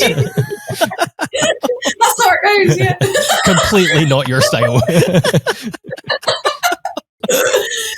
Those are the days, aren't they? Oh gosh. But yeah, I just hope that there's a good dance floor. I hope that there's a good energy on the dance floor. Like I'm sure you guys crave that as well. Oh yeah, absolutely. So yeah, it's good to have that one person in the party that kind of just gets everybody in. Yeah. I've been really enjoying some of the wedding parties that we've been shooting recently, because it's a lot of our clients are Americans coming over here for the Scottish wedding, and they bring a lot of their pals over, and it's less of the older generation, more youngins, and my god, do they bring the energy. It's been so much fun. I love it when they just like you can kind of just, you can see it in the morning how they're kind of calm, but you know there's a sense about them, whether it's like the music they're putting on or just the energy they're giving off when they're just like standing, like they're not standing still, they're like giving their wee head bop or something. You just know they're gonna be, they're about to explosive on the dance floor. It's such a good vibe, because it's like just builds and builds and builds, and then a big release. I love it. It's time. So you leave your wedding. Do you use, like, a lot of photographers I've spoken to leave not happy with their work, but gain the happiness on importing and checking out the images that they actually got? Are you fairly confident in your ability to feel like you've done a good job when you leave a wedding? I get home and I literally have a party in the car on the way home. I just love it. The music's blaring. I'm like, that was the best day. And I'm thinking, I remember like during the day what points I got a good photo. I don't know about the photographers, but I do check mine quite a lot in the day. Right. Okay. I'll look at the live view afterwards and just see like what, and it'll stick in my mind what part of the day there was a really good photo. Yeah. So yeah, I'll focus on those on the way home and just really positive. Nice. Get home usually about 1 a.m. and then back them up multiple times. That night, as soon as you get back. Yeah. Oof. Yeah. Or I'll do one. I'll back it up once, and then I'll do the remaining 3 the day after if I'm that exhausted. Yeah. But yeah, I'll try to do it once at least. Mm-hmm. Yeah. Multiple backups, people. Please, multiple backups. My God. Let's talk about your post processing. Before I get onto post processing, how do you expose your images? Are you one of the type of photographers who really, you expose for the highlights to make sure the highlights are not going to be missing any details, and then you boost the shadows in post? Or are you generally, are you exposing for the scene as a whole, and it's generally you're not going to be pushing and pulling the darkness and brightness too much in post? Or like, what's your approach to actually, expose? So when I'm more creative, during the creative times of the day, so like my shoe shop or some like intricate makeup shots or something like that, or dress details, I'll always laces. Yeah. I'll make sure my exposure is quite low. Okay. Because I like that look, and it's like, as I add my presets to that, it kind of works. So, it doesn't take much work after, but also it gives me that instant gratification because I know that that's how I want it to look. Does that make sense? Yes. And then for the rest of the day, where I need the shots, like the confetti ceremony, I don't touch it at all. I just have it as automatic white balance. Okay. As in, like, it's safe. It's safe for me. I know that it's going to be okay. Uh-huh. Did you say auto white? You shoot on auto white balance? And yeah, okay, go. How is that for you in post then, if you're having to adjust the colors, or is it generally it works out for you in most cases? It does work out in most cases. Yeah, I've just got used to how to alter that in post-processing. Yeah. I know it's going to change all day. I don't add a preset and just know it's going to work. Like, it never does it? Yeah. So I tweak every single image, so it's fine for me. Yeah. Cool. How are you like balancing the sort of preserving the moment as it happened, but then also making it creative? Because you said that you do a lot of work in post to elevate those candids. So like, how are you balancing that? What I'll do is have variations of a similar moment. So they'll have the staple, this I call it the staple one, but like the main one, and then I'll do a variation. So I'll do a black and white.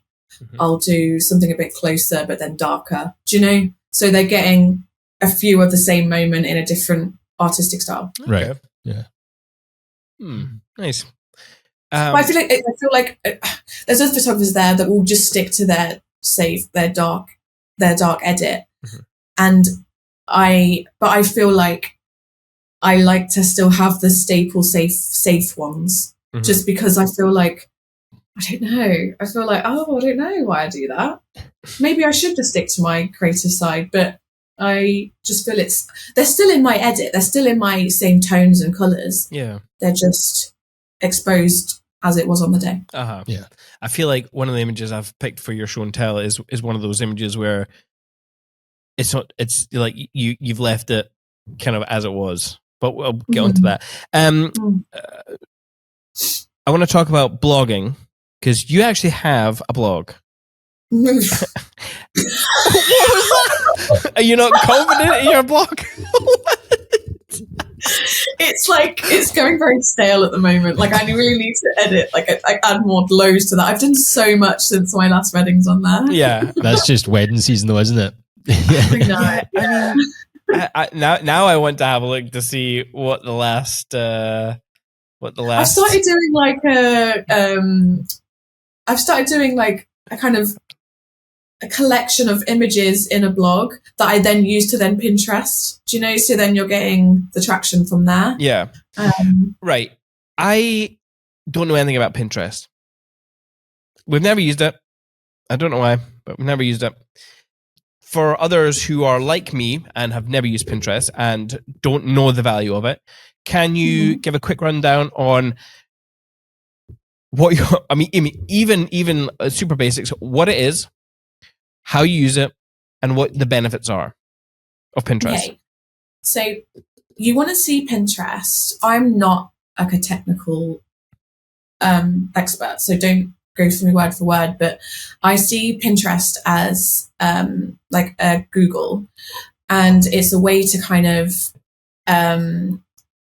bump up your SEO. So what I'll do is to get clicked onto my website. That's what I've been using my blogs for at the moment, is just putting my favorite images into a blog. Mm-hmm. And then what you can do is add a what's it called? It's like a tab on your Google Chrome or whatever, and it adds like a pin sticker onto each image. Yep. And then what you do is click on that, and then it takes you to your Pinterest page. And then you can then add alt text, and you can add everything to kind of hashtags to get people to click on it, and for it to come up on their feed on Pinterest. And then as soon as they click on it, your image, it then takes them to your website. Okay. So that's why I use it. But also I get photos on there that just go viral, and it's always the ones you don't think are going to go viral. It's very strange. Oh, well, what one is that going to be even on a podcast? If you described an image, is that going to? If I was to ask you what one recently got traction, what, like, could you describe it? So there was one that I did years ago where I did like half a face of the bride and half a face of the groom. And it just went viral. Like even now it's got like 60,000 pins.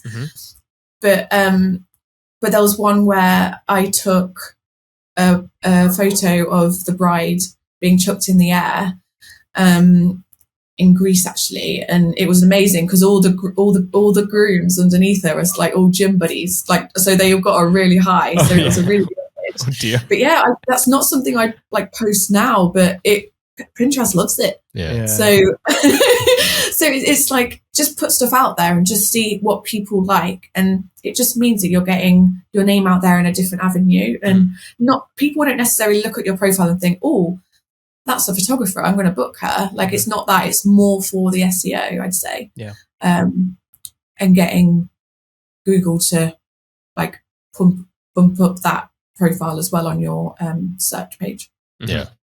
Cool. Shall we look at some images that you liked, Simon? Yes. I'm really hoping I kept it to. I always tried to keep it to 3. Nope. Of course I didn't. 4 images. Here we go. Okay, so I'll give you. There's a fly in the office. I'll give you a little bit of reason as to why I picked the images that I did, and then you can give me the backstory. First of all, can you see the TV? Is it clear? I can. Okay, cool. And if you're listening to the podcast, go and look on YouTube, Perspective by Cinemate. You'll find it. Scroll to this time and watch us talk about these images, because I always find it super interesting. Okay, so when I look through your portfolio, I see a lot of movement. I see a lot of images that aren't focused.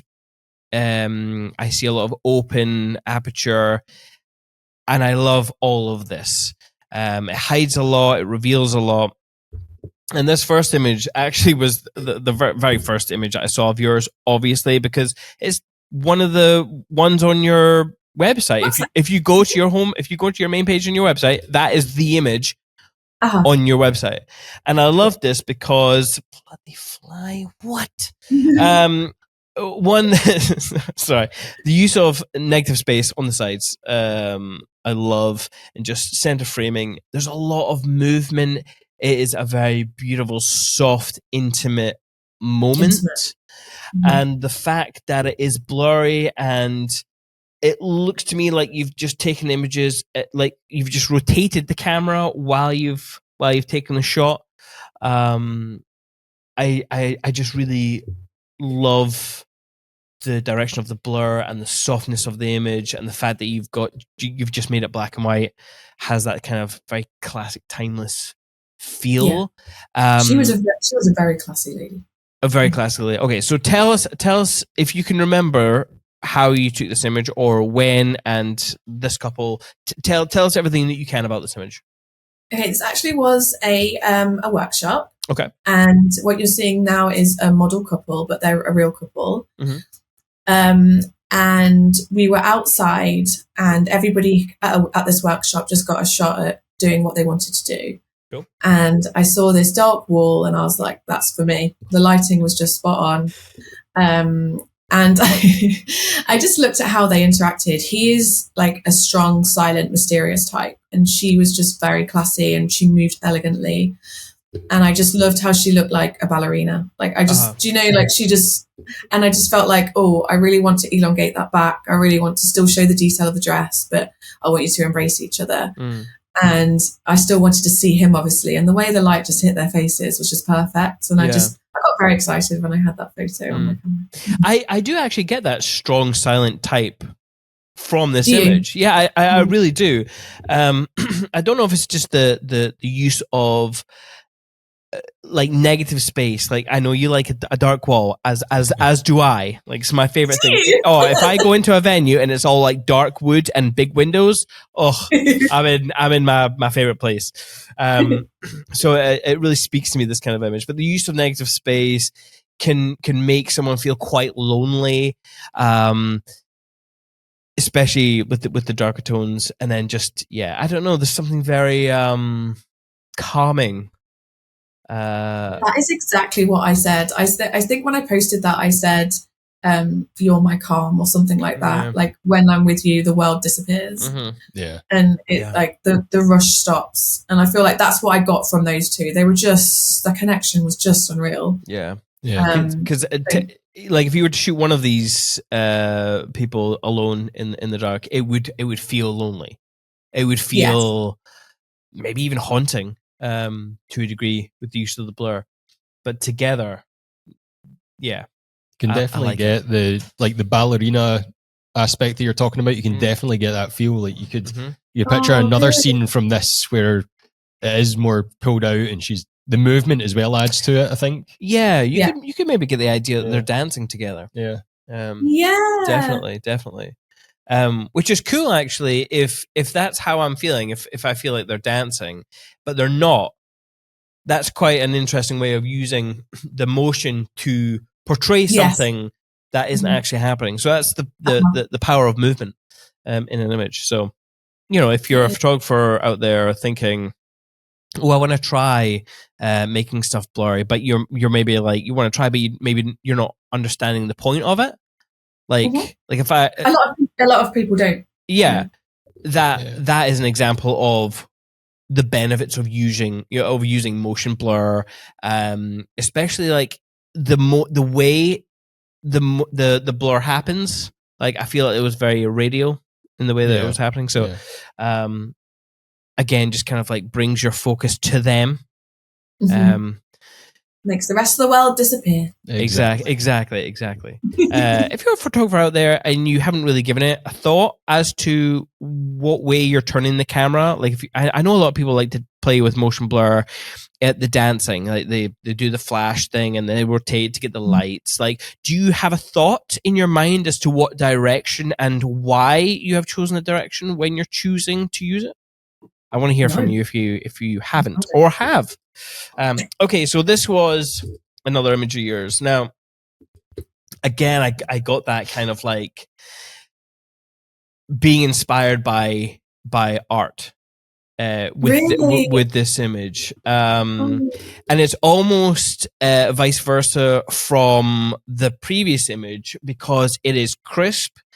It is on a white backdrop as well, and you've used the darker skin tone to play with the white tones, as well as this kind of dress, the patterns, the shapes, the textures, just felt perfectly balanced for me on a compositional level, on the tones, just stunning. The light was actually behind her. So tell me about this image if you can remember.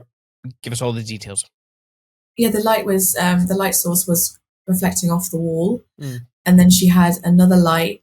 This was in a studio, and there was another light playing with the details of the dress. Okay, so that's why her arm is so dark. She's So that's what I just loved how strong it looked. It's nice, but it's also quite soft still as well. But you've got that contrast of the arm, and it mimics the shape of the dress, and it's I love it. It is. It does feel like quite a soft image, even though everything is fairly sharp. I mean, there is a softness, obviously, in the. What I'm assuming is you've shot in an open aperture, so you're getting the kind of depth. I'm assuming. Would I be right in saying that you've? All right. Yeah. Okay. This is all post-processed. Yeah. Which I feel like I see a lot of your work. Like if I was to guess, I'm going to assume that you shoot the majority of your images wide open. Would that be right? Yes. Oh my God. Yes. Okay. Do you do that with groups as well? No. Okay. No. Cool. What kind of f-stop would you use for like a group? I'd say 3.5. Okay, cool. So that's still quite low. Yeah. Actually, really, I'm a big fan of shooting wide open. I also shoot everything wide open because I love hiding things in blur or being very suggestive on what I want the people to look at. But you're playing with shapes and textures here. I love it. So next image. Now, again, it goes back to shooting wide open. This isn't even in focus. It's not even in focus one bit, and I absolutely love it. So a couple of things, and I don't know if this is intentional, but you got this very bold black line on the left side of the frame. Now, when I was studying A-level art, I give a lot of thought as to how people read an image. And obviously, it's interesting because different cultures read, and I'm talking about like reading a book. Like in Asia, they read left to right. We read left. No, they read back to front from our point of view, right to left, and we are vice versa. Sorry. so it's always interested to me in how people read an image. So my first thought was, I look at the left side of the frame because that's just me, and I'm like striking very just black line. But it's not like for me, I'm thinking, is this the edge of a mirror? Because, and you're probably not going to be able to see this in a YouTube video, but there is a soft. It's not like a harsh, like you've pulled it and you've just cropped an image wrong. There is like a soft, very shallow gradient here between the black and the white, as if it's like a mirror or something, or a piece of glass. So that was the first thing that you are very, very intelligent, because oh, awesome, that photo is taken into a mirror. Oh, yes, I love it when I get it right. I love it when I get it right. Yes. So people will know this about me as well. When I go into a room, the first thing I look at, strangely enough, is mirrors and reflections, silhouettes, and shadows. That's the first thing I feel when I go into a room.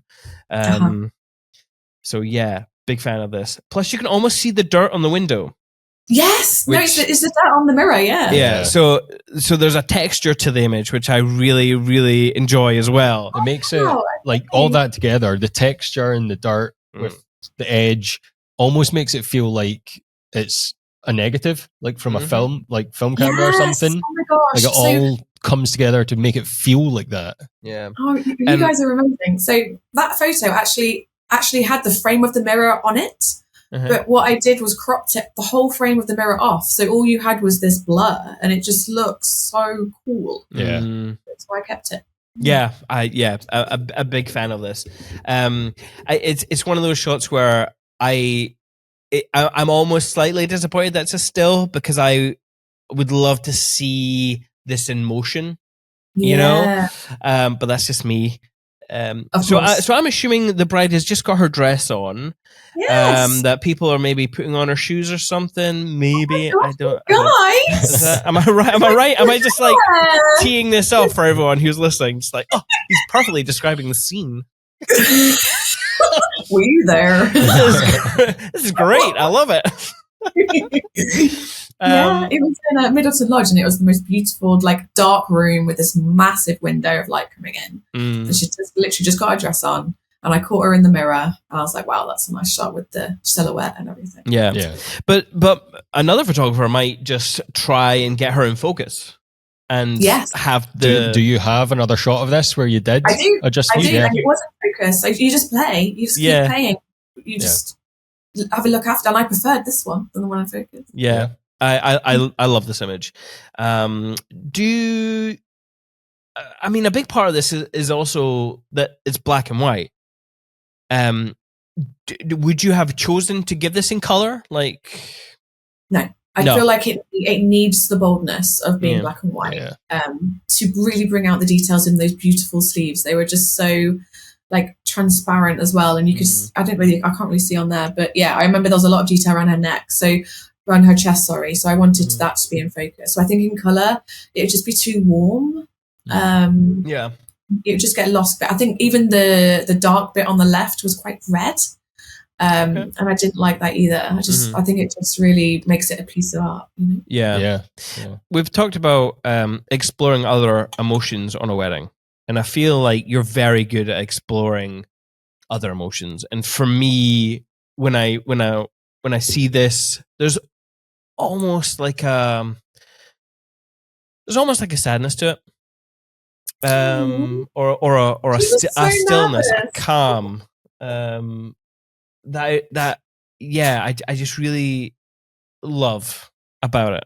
So anyway, that was why I chose this image. I'm glad I'm getting all these spot on, by the way. Yeah, I'm actually quite shocked. Yeah. All right, so I spoke earlier about the image that I thought you'd maybe expose as it was. This was one of the ones that I thought was that. I mean, first of all, stunning couple. Like the dress, the flowers, the tones. And I'm always very impressed when you get people on a boat, because if you're alone, if you're a solo shooter, it's very hard being so restricted as in the space that you can shoot. It can make things really tough, especially because depending on where the boat is, you can't. There's the balance between wanting to capture the moment, but you really can't control where the light is.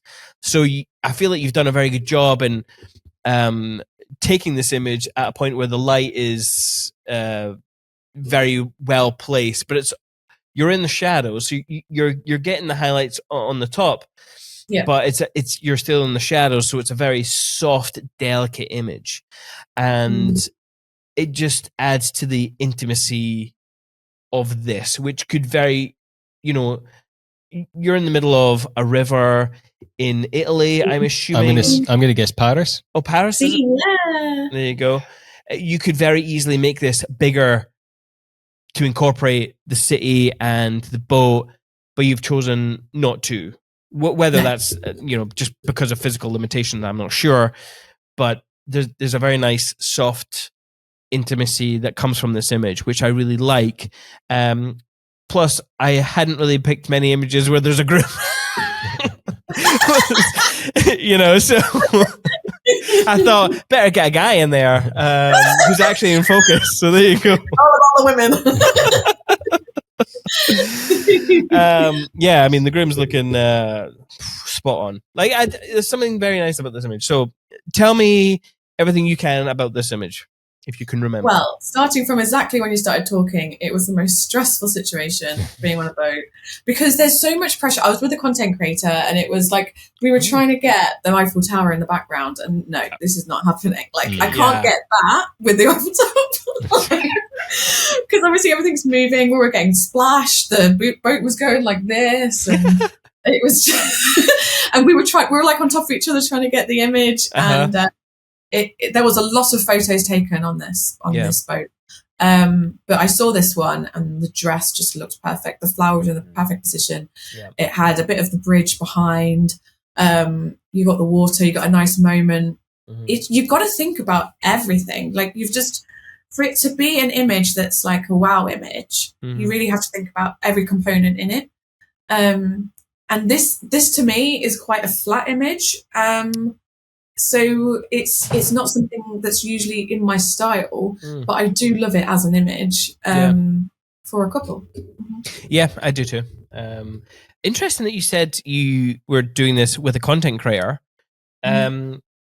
Was there a videographer, a filmmaker as well, or no? No. So this was me and the content creator worked together. This is the model couple. Okay. And we went to Paris and we just tried to do some content, but we didn't have any videographer. No. Okay. So, right. So you're a team. Is this someone you hired, or is this a friend? Sorry. So she's okay. I worked with her 2 years ago and we just stayed in touch. We got on really well on the wedding day. Yeah. And we just decided to get together and shoot something in Paris. Yeah. Cool. Awesome. We do ask about content creators, but not many people have shot with them. So what's your experience been of them? I mean, and obviously bearing in mind, I had no intention of asking you about content creation, but it just seems to pop up naturally, and then we're off to the races with content creation. So yeah. Yeah, my opinion's always been they're there to do a job that's completely different to yours, and I've got nothing against them. I actually, with this content creator, Lauren, we just vibed together. We were very similar people. She had ideas, I had ideas. We bounced off each other. She never got in my way. She was very respectful, and vice versa. And we just stayed in touch because we were so similar. And I feel like you're not always going to get on with them. Like you know, everyone's different. Yeah. And I've worked with other ones, and it's been absolutely fine. But if anything, they're happy to be your assistant as well. Like I worked with one in Devon, and we needed the headband of the bride. And the content creator was so keen to help. She was like, "Oh, can I help? Can I help?" And she just ran back to go and get it for the photo. And it's like. It's nice because you've got a team then. Yeah, absolutely. But yeah, I do understand when people are a bit threatened by it. I do, but I feel like the world is changing and everything's going online and everything has to be now. And I feel like they have their place. Yeah. What was her name again? Lauren. Lauren. She's the social brides club. Social Brides Club. She's one of the first in the UK. Social Bride. Hang on. She was on your last blog. The assistant, the production assistant. Yeah, she did. We did a blog? shoot in Birmingham. Yeah. Okay. Ah, cool. Social Brides Club. Oh yeah, I've definitely come across this website before. Oh, she's in Scotland. Yeah, she's in Scotland. Yes. Scottish girl. Oh, come on, Hen. Come on. Right, I'm getting you on the podcast, pal. Right. One more image. One more image. Oh my Still god! more. I thought that was the last one. I Bloody think this hell. is the last one. Okay.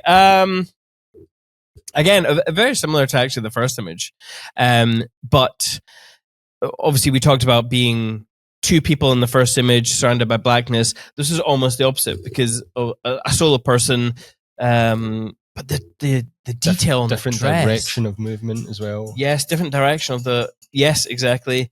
It can feel quite lonely, but then there's that see-throughness of the dress. You can almost get a hint of the bum shape there. So it's not loneliness here. It's like there's a sensual aspect to it, which I really love. And I wish people would dive more into sensuality. I said that right. Yeah. Those kind of emotions, because I feel like with social media, they have been, I don't want to say censored. Yeah. There's been like a negative connotation between exploring sensuality in imagery, and it has. I feel it in a lot of people's work where it's just not there, and it's one of those emotions again where I love to kind of play, but again, you have to build that kind of relationship with your client to be able to do that and all that. So there's a lot more work than just wanting to dive in and create images like this. So, yes, I love this image. Can you tell me everything you can about this image?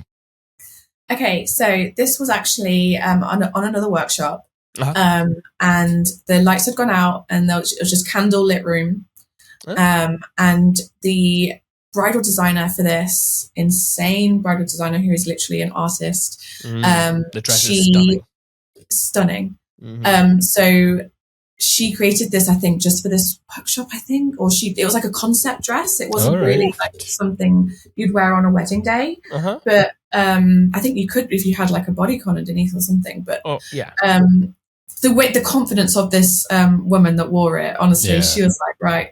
And then the lady who was holding the workshop, she said, just be careful when you post any of these, because obviously her dignity, because she only had like this little thong on underneath. But her confidence was amazing. And she just walked away from me, and I saw that, and I got up close and I did a portrait shot, obviously. And editing it was an absolute dream. Like there's so many more that I want to share of this dress that I've not had time to edit yet. But there's also, you could also play with the motion as well because of the light reflections and everything. Well, that's the thing. There's a lot of intricate detail, especially against the skin, because obviously skin is full of soft gradients, and obviously there's not like a lot of detail on skin unless you're tattooed.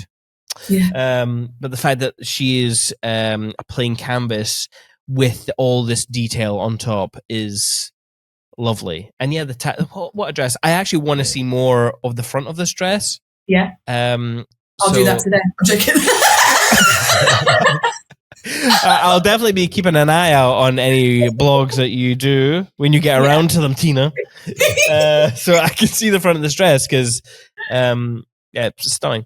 It's great because you've incorporated the motion blur, but it's still sharp on the detail of the dress. Like it's not sort of blurring everything. Yeah. That's so great, obviously, not being a flash, I feel like you've done what they do in the dance floor, the flash and then drag. So the flash gives you that kind of crisp line, but then the drag with a little bit of motion, giving it the motion and the ghosting. So, fantastic. Oh, I was Love at the front. It had like a really strong, like, as you can see there at the back, but it also came around the front. Yeah. And it had like these big shoulders, and because there was so much detail, you didn't need like a bra or anything. It was just covering everything. Oh, yeah, wonderful, lovely. So fucking nightmare to Mike. I'll say that if you're at a wedding and you're wearing a dress like that, nightmare to Mike. That would be one where I was just like, yeah, the groom or your partner has the mic, so just speak into that for the vows, please. So Thrive. What can people expect from your day 2 sessions? What have you got planned? Say it. Well, they're not calling them they're not calling them shoot sessions anymore. I know. I just went in case anyone does stuff different. So, what can people expect? Okay, so I think I'd like to really go into how to use composition for their photos, and looking beyond what's actually there, and working with light, which is so important. I feel like a lot of images can be quite flat, and it's working with what's there and how to kind of get in close. Don't be afraid to get in close and crop as well. I feel like a lot of people, as well, starting out, will just stand back and just especially for portraits, and just try and get everything around them. But really, you want to get those two and get their interactions and their hands and their details. So yeah, I'm going to really show them how to do that and not be afraid of getting too close. But also how I guide them, how it's okay to ask them to do things, and how you've got to kind of get to know your couples a bit more, to know what their limitations are. Like, you don't want to be asking them to do anything too much that they feel uncomfortable with. So how to gauge that first, then moving on to what they're comfortable with and how you can make that look good. Cool. Nice. Definitely, please don't leave your buying tickets too late. I know some people like to go to day one and see what the speakers are about, but that's why we have the podcast, so you can get an idea of what these creatives are about, and you can make the decision beforehand so you don't miss the opportunity. Mm-hmm. Yeah. So yeah, get your tickets. Book your tickets to Thrive. Book your tickets. Lisa's here. I've got her under the desk. What was that, Lisa? Book your tickets. Book your tickets to Thrive. Okay, so last question. Do you have any book recommendations for our listeners out there, or anything that's helped inspire you in your creative journey? I'd say, as in people starting out. You know what? Anyone. Because as we know, the creative journey can take you in all sorts of paths, and maybe someone's been in the industry for a long time and they just need a different vision moving forward. Like anything book-wise that's pushed you in a different direction? I'd say not book-wise, no. I'm not the biggest reader. Mm-hmm. But I would say really look into different avenues of art. Like, what we do is an art form, and we just need to look at different avenues. Like, I was looking into watching dance shows, even just interior design, something that inspires you, that also will just open another part of your brain that will just make you want to keep doing what you're doing. Does that make sense? And just kind of working with colors and just see what sparks your attention. Mm-hmm. And I would also say, don't be afraid to also follow people that inspire you on Instagram. Like, I know it's so hard because sometimes you feel like you're comparing yourself and you don't want to follow them to feel bad about yourself. But at the same time, like, some people online really want to just share what they do, and someone might really inspire you. So listen to podcasts too. Like, I listen to a few podcasts where I'm like, wow, whatever this person's saying is just feeding my creativity, and I just want to start booking more things, editing, upping my game. I want to redo my website just from what this person's saying. Just keep opening yourself up to listening to other people and learning from other people, and just be brave too. keep talking to people, keep making connections in the industry, and just believing in yourself. That's all I can suggest. That's my advice for the day. Yeah. Oh, Yeah. I hear a lot of podcasts talk about the power of no, but what I'm feeling from you, Tina, is the power of yes. Mm-hmm. So, yeah, have that be a thought there. Yeah. Say yes to more opportunities that push yourself out of the boundaries. There's a negative little chimp in your brain that's saying no to things, and it's saying, don't do that because you'll embarrass yourself. Don't do that because people will laugh or people will doubt you. But no, don't listen to him, and just say, no, I can do it, and I'm going to say yes. That's right. Yeah. Hell yeah. Just think, 2 idiots like us can have a podcast. Pff, you can do anything. You can do anything, pal. Anyway, where can people find you online? They can find me on Instagram at thevedrine's photo, or they can go to my website, which is thevedrines.com. Nice. And people can find us at perspectivebycinemate.com or at perspectivebycinemate on our Instagram. Like, subscribe if you want to. Whatever, you don't have to. Thank you to With Jack for sponsoring this podcast. Thank you, Ashley. And are you ready for London Thrive, everyone? If you're listening, have you got your tickets? Are you ready? Because you should get ready for the 2-day workshop, an all-star photography conference held at the UK's first art hotel, nestled in the north of London. And it's on the 8th and 9th of October. Get excited, people, and buy your tickets. Anyway, we hope you have loved this conversation. If you did, hit subscribe on our YouTube at Perspective by Cinemate. I pretty much go everywhere at Perspective by Cinemate. Click like, subscribe, and you can get us wherever you get podcasts as well. And we hope to see you in the next episode. However, in the meantime, enjoy your Thrive. Whoa, that was creepy. That was a bit haunting. Sorry.